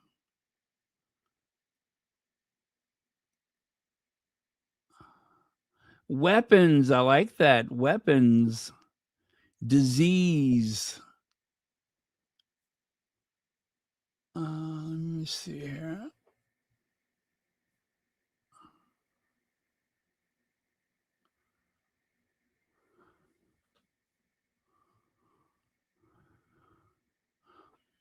He was a humanitarian. He was there as a humanitarian. He was also there for the Halo cause, clearing the minefields. Oh, yeah. You know what? I saw something about that, but I didn't see him directly. But I think I saw some clip of someone talking about landmines. So, but that would make sense that was part of the conversation.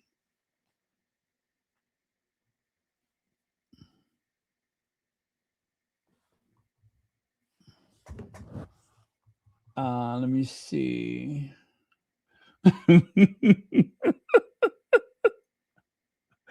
Well, there goes my answer. Oh, that's a good one. That's a good one. Political donations that hurt the population. Yes. Yes, because as you know, we have the best government money can buy. We have the best government money could buy. or we have the worst government that money could buy. The point is, our government is for sale. Our legislative branch is for sale. Yep.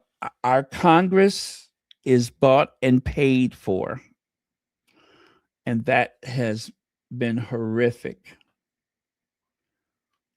I think all money should be taken out of politics, all of it, every cent of it. That is the worst thing, is having money in politics. It means that nothing is sacred.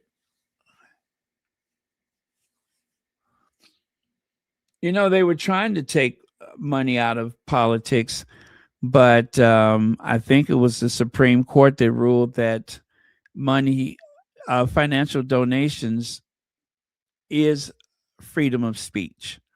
They compared donating money to freedom of speech. And that has really messed things up for us.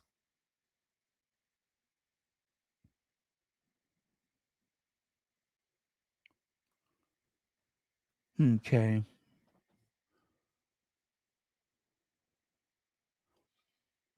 We would delete hunger. People who need people.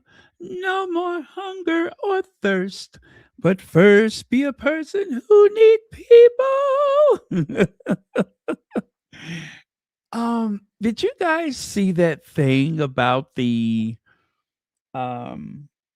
rainstorms in Iran? That Iran has gone through 10 years of drought, and that since they knocked out some radar installation, they have been hit with flash floods and snow. Have you guys seen that? That the weather in Iran has changed overnight, that the reservoirs are filling up with water. And they have accused one of those countries over there of controlling the rainfall. Now, that is insane. That is insane. But Iran has been like starved for fresh water, rainwater, for a long time. And now they're being inundated. And they say that that is the result of knocking out one of those radar installations. Now, I don't know how true that is, but I know that's what I saw. So, interesting, isn't it? Very interesting.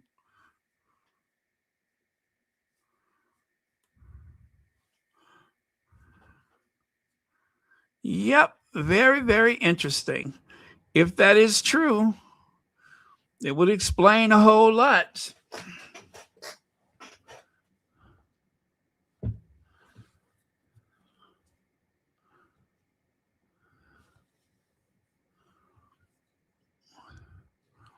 Okay, as per usual, here at Royal Sussex, we like to share little information that you may have never thought even to look into it. And I found it interesting, and I thought maybe you find it interesting. Countries with the highest number of airports.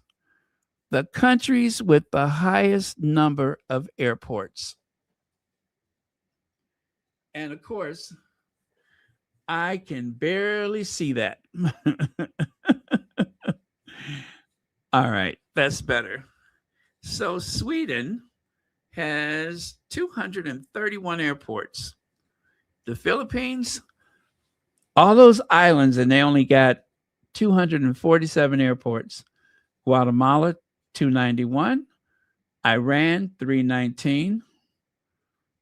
India, India, a country as large as India, only has 346 airports. South Africa, 407. Australia, 418. Ecuador, 432. Venezuela, 444. United Kingdom, 460. France, 464.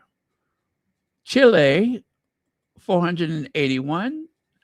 China only has 507 airports.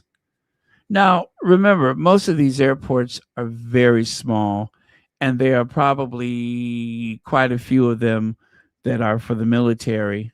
Well, anyway, a few.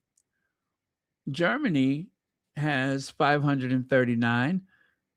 Papua New Guinea, 561. Indonesia, 673.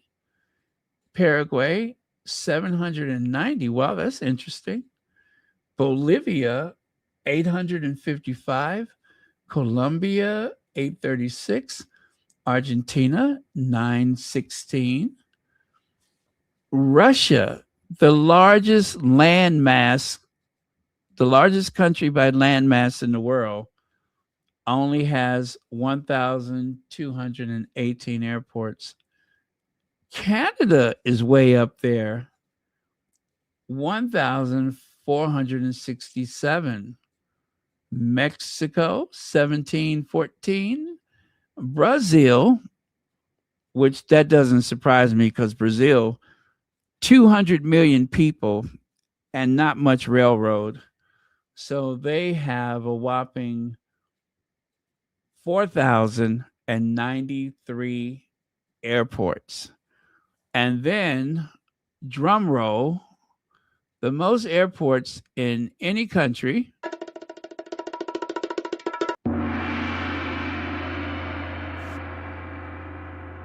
The United States of America has a whopping 13,513 airports.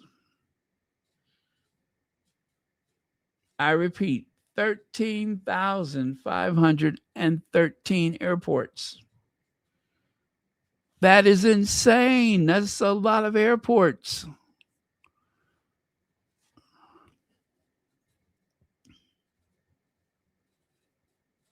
Oh, that's a good point. A lot of deserted airports without buildings. Yeah. I mean, the airport could be simply just a strip of land that has been cleared away.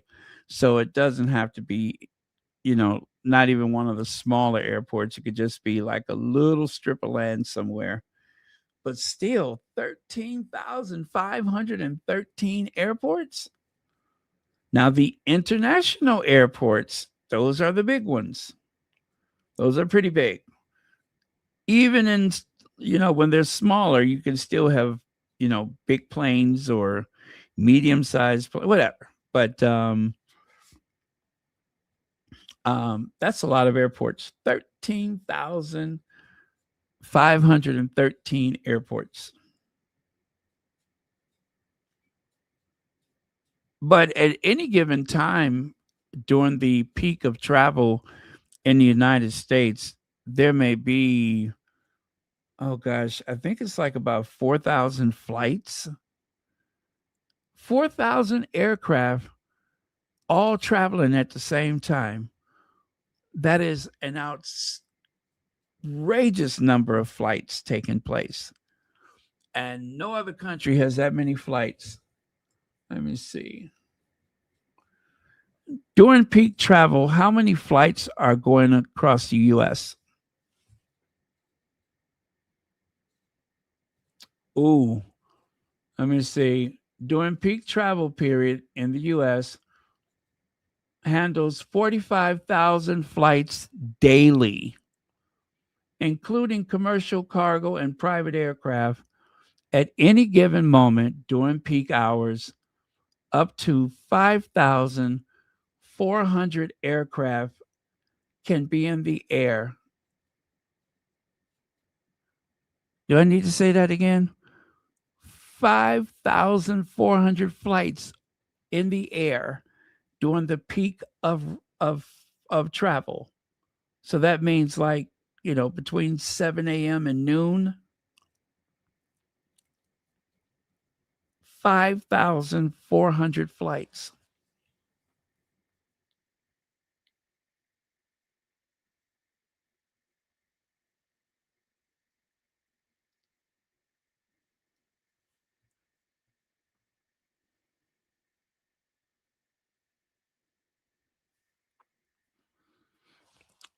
Active aircraft, approximately 12,857 planes operate daily in the US. So a total of 12,857. I remember those commercial flights, people are on and off the plane, so they are flying sometimes multiple trips in one day. So I think that's how you get to that 45,000.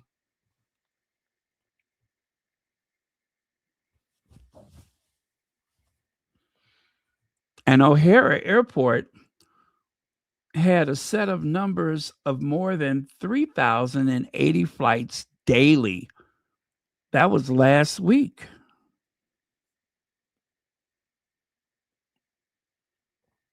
Wow. Well, is that interesting? Anyway, you guys, I think I'm done. Oh, no, I'm not. I almost forgot about this. You know that Graham Smith loves to troll the royal family. Check it out. I suspect this is what some royalists really want. Yeah, all of this discussion about monuments for Queen Elizabeth. Well, Graham Smith is of the opinion that what they really want is something like this. Oh my God, I love it.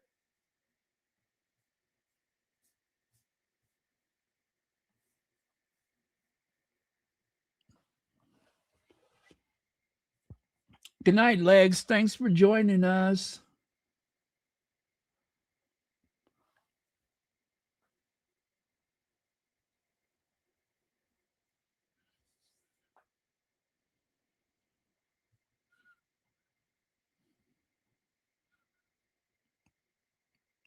So Graham Smith was responding to that guy right there.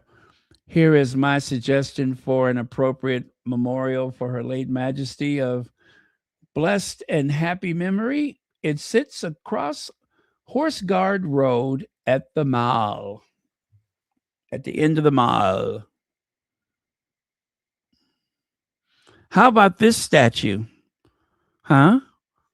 What about that one where the Queen sits in her office and counts all of those portraits of hers? All those granny portraits.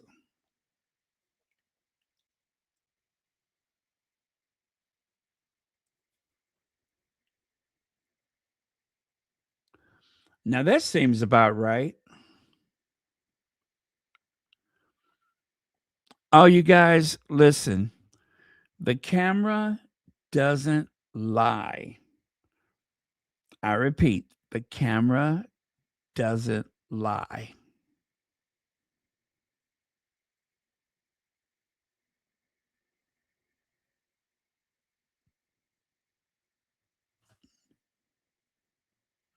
See what I mean?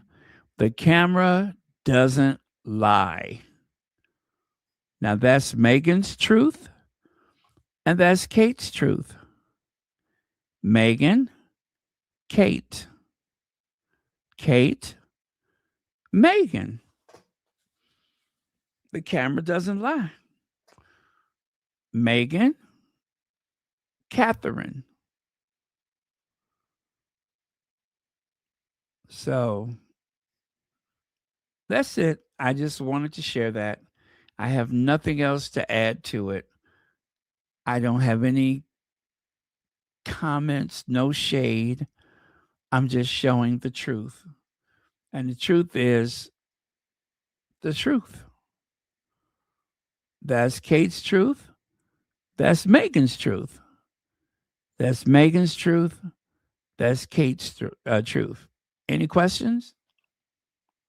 Huh? None? Okay. Well, that's the truth. Meghan's truth, Kate's truth. Meghan's truth, Kate's truth. The truth. And with that, good night, everyone. Thank you so much for coming here to Royal Sussex yet again. where we solve all the problems in the world, where we settle everything in the universe. We find a wrong and we put it right. So, love you guys. Thank you so much. I was actually having a rough time today. And anyway, I think I am still in grief. You guys, I am still in grief. And it just kind of struck me from out of nowhere.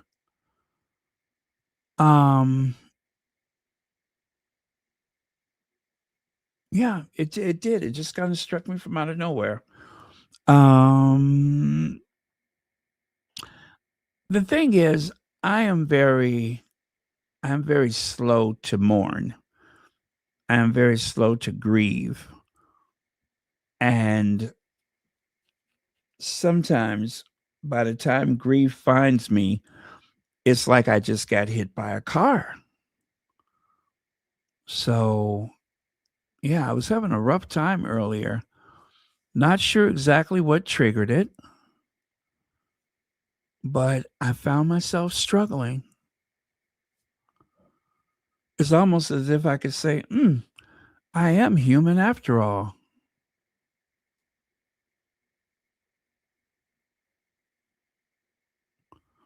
Has anyone ever felt something like that before? Where that feeling just kind of comes down on you all of a sudden? And you know, after suffering the loss of 3 matriarchs in the family, um everyone was in tears except for me. I just could not let go. And until today, um I have not been able to. But after I wept for a little while, then I kind of felt lighter, you know what I mean? I felt weightless for the first time in a long time. So it was very strange. But nothing that I could think of triggered me except for just suddenly that feeling came over me.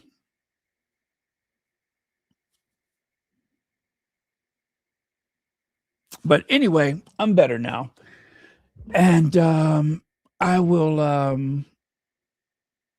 will see how I feel later. But yeah, I was just like, gee, that's strange. Where is this coming from?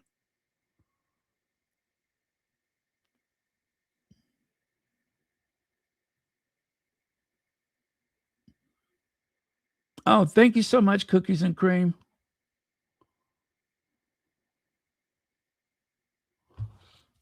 Oh, you too, Connie Bomber? Yeah, my eyes were burning and my nostrils felt inflamed. I haven't felt like that in a long time.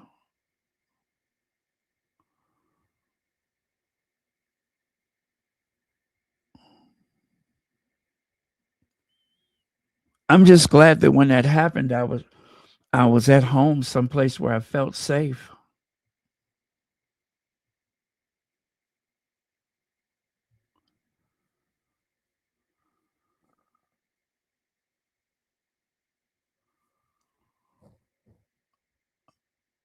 Oh, thank you very much, Felicia.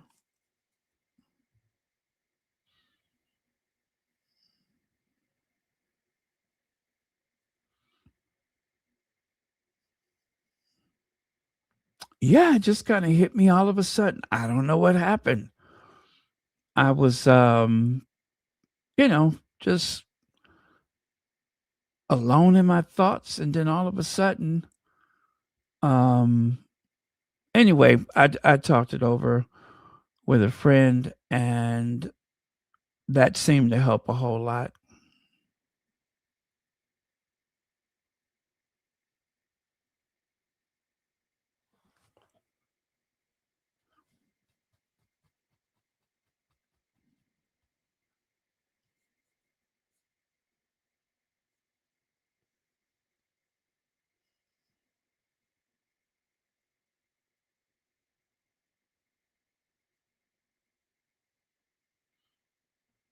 Yeah, there's no timetable. There's no rules. There's no timetable.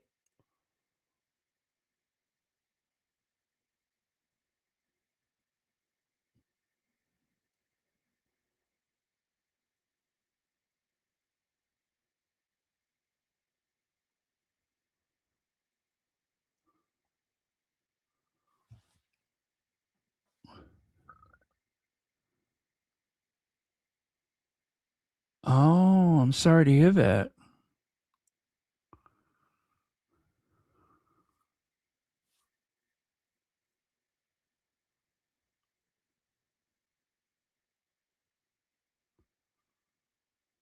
Yeah, maybe the back to back um stuff that my family went through, that we went through, maybe that's, I don't know. But then I've always been like that, where initially I'm pretty numb and, dare I say, alarmingly normal until I'm not, if that makes sense.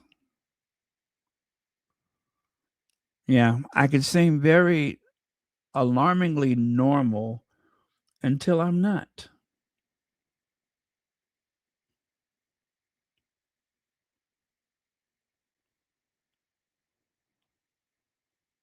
Yep, that's the best way I can describe it, is that everything feels normal until it doesn't.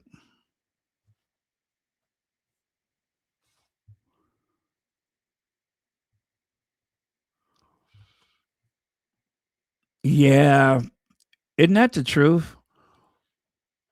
And I guess that's what happened. I was alone in my thoughts, and I wasn't driving, but I was just alone in my thoughts, and I was thinking about situations, happier times, and then suddenly I just felt something come over me.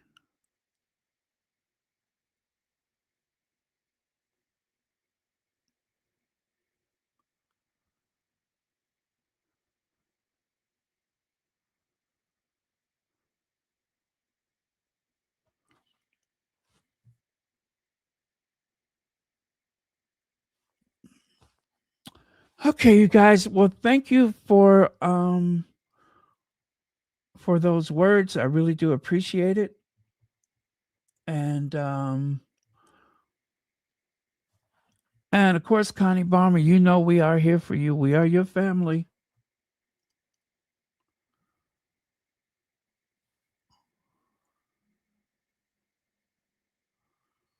Thank you, Cookies and Cream.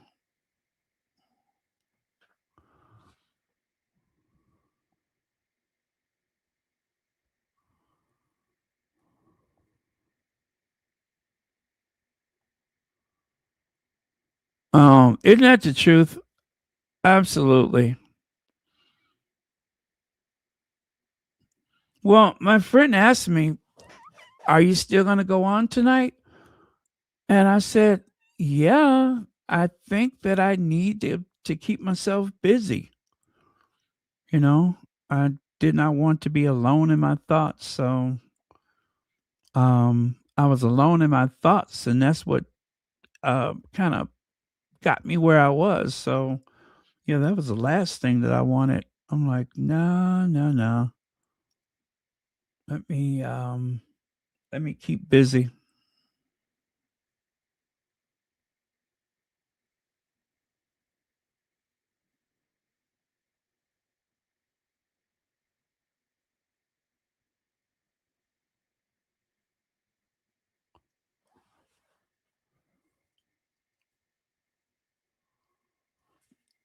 Mm.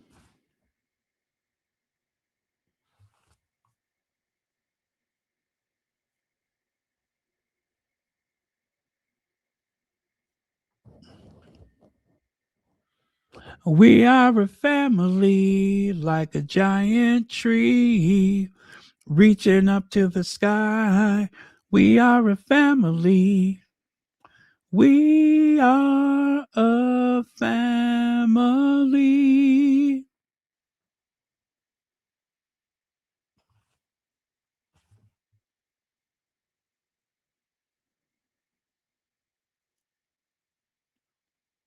Oh, you know what? Louis, I'm so glad you said Louis. Today was Louis, Prince Louis's birthday. Or yesterday. Prince Louis's birthday.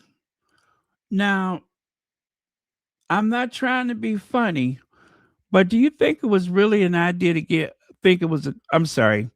Do they really think it was a good idea to give that kid a cricket bat? Huh? Are y'all sure that it's okay for him to have a bat?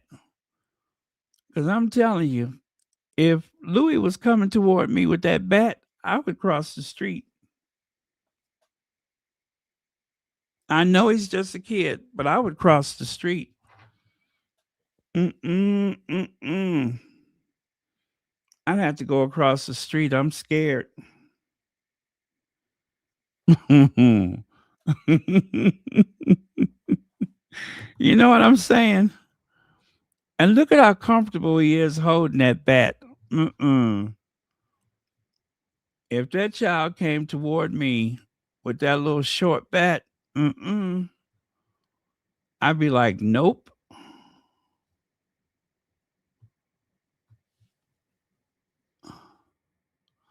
Oh, thank you so much for being here. Thank you very much for being here.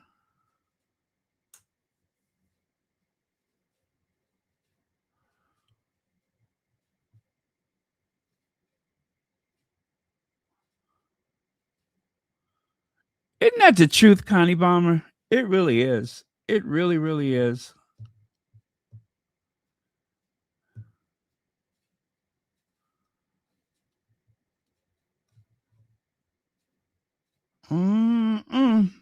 Well, I tell you what, whoever gave him that bat,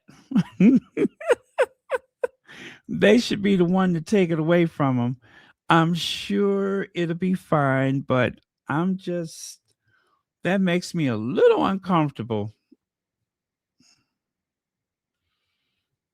Yeah, that makes me a little uncomfortable.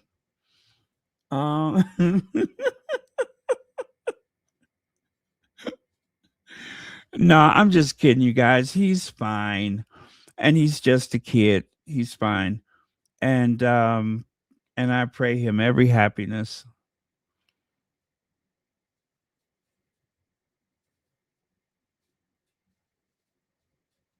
And he's getting so tall too, isn't he?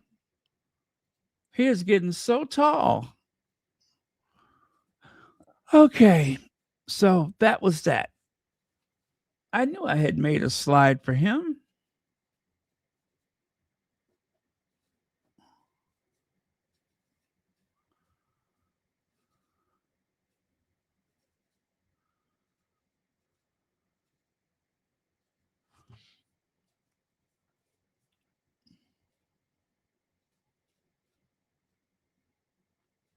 Oh, good morning. Good morning.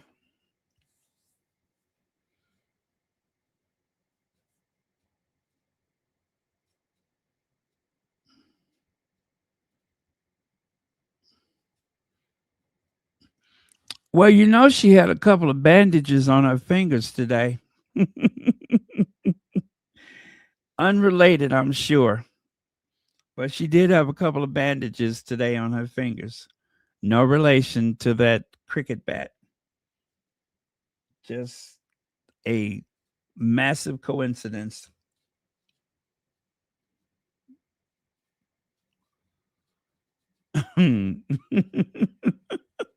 Let me stop before I say the wrong thing. I'm just having some fun. I'm not implying anything untoward. Yep, I'm not implying anything. But can I just ask one question? One question, and then I'm going to stop asking questions. Did he have that bat on December the 28th, 2023? I'm just asking for a friend. Did he have that bat on December the 28th, 2023?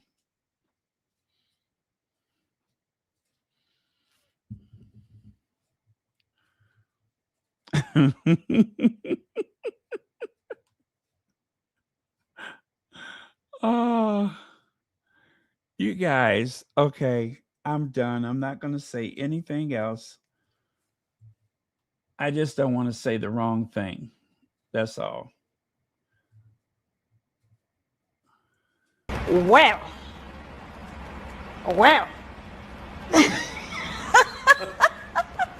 Next question. See ya. Yes, that's the best way to do it. Is just say next question. See ya. Who do they think they are?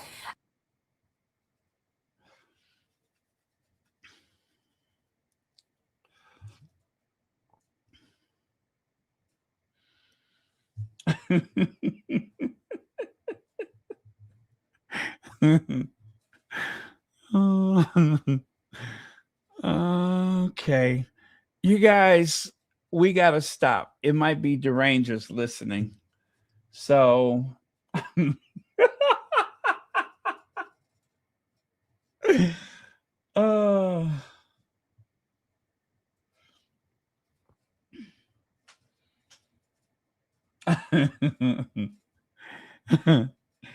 I'm just kidding. I'm just having some fun. There's nothing to that at all. Just a little fun. That's it. I don't mean to imply any such thing.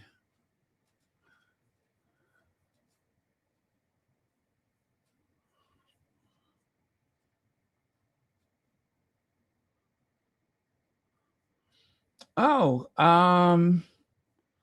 you know what?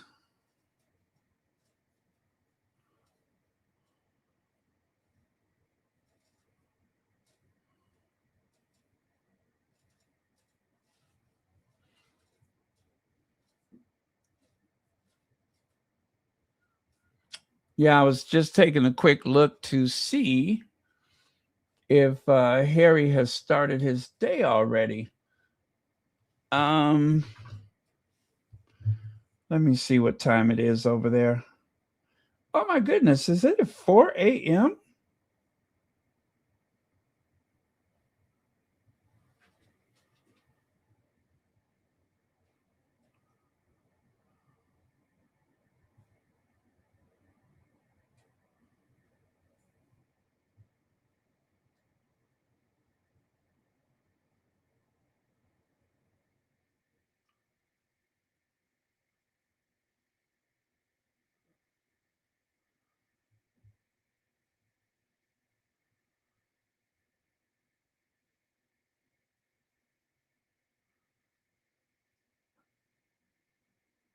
Reminiscent of their last trip here when they came to Australia for the 2018 Invictus Games. Obviously, the circumstances are completely different as private citizens now, and their commercial ventures have... She spoke to Mum because on his last visit, royal watches. But fans gathered here at the... Oh, okay. That is from Australia. I was checking to see if there was anything new from Ukraine.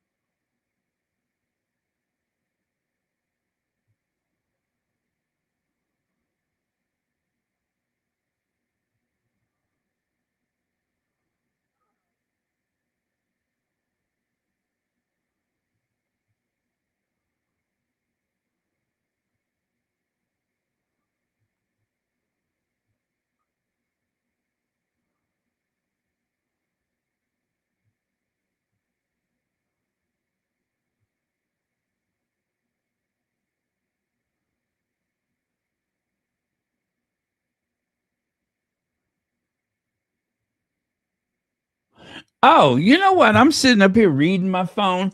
Okay, good night, y'all. I'm sitting up here reading my phone. I'm like, I'm still on the thing, ain't I?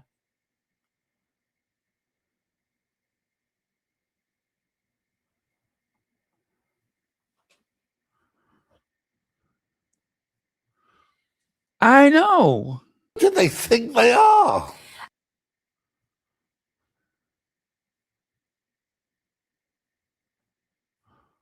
Yeah, who do they think they are? Who do they think they are?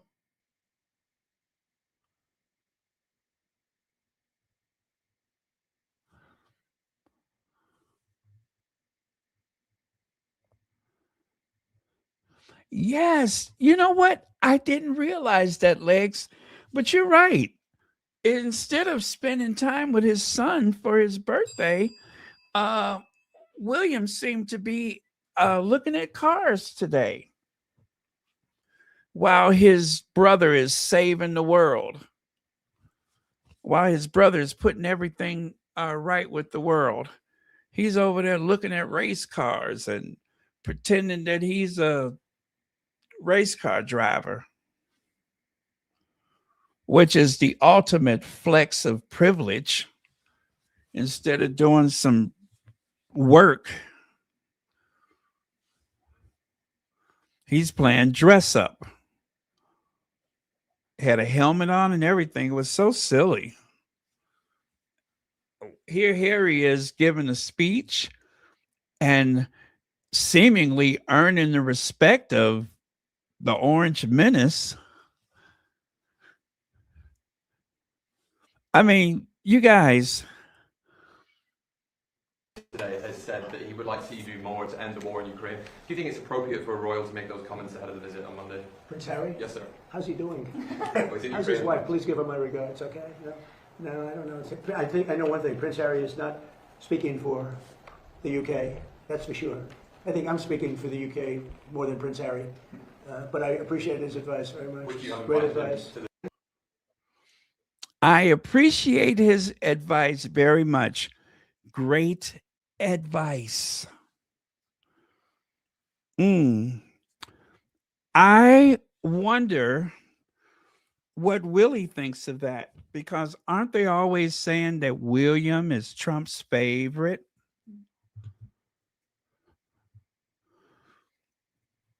Yet Harry seems to be the topic of the conversation, not Willie.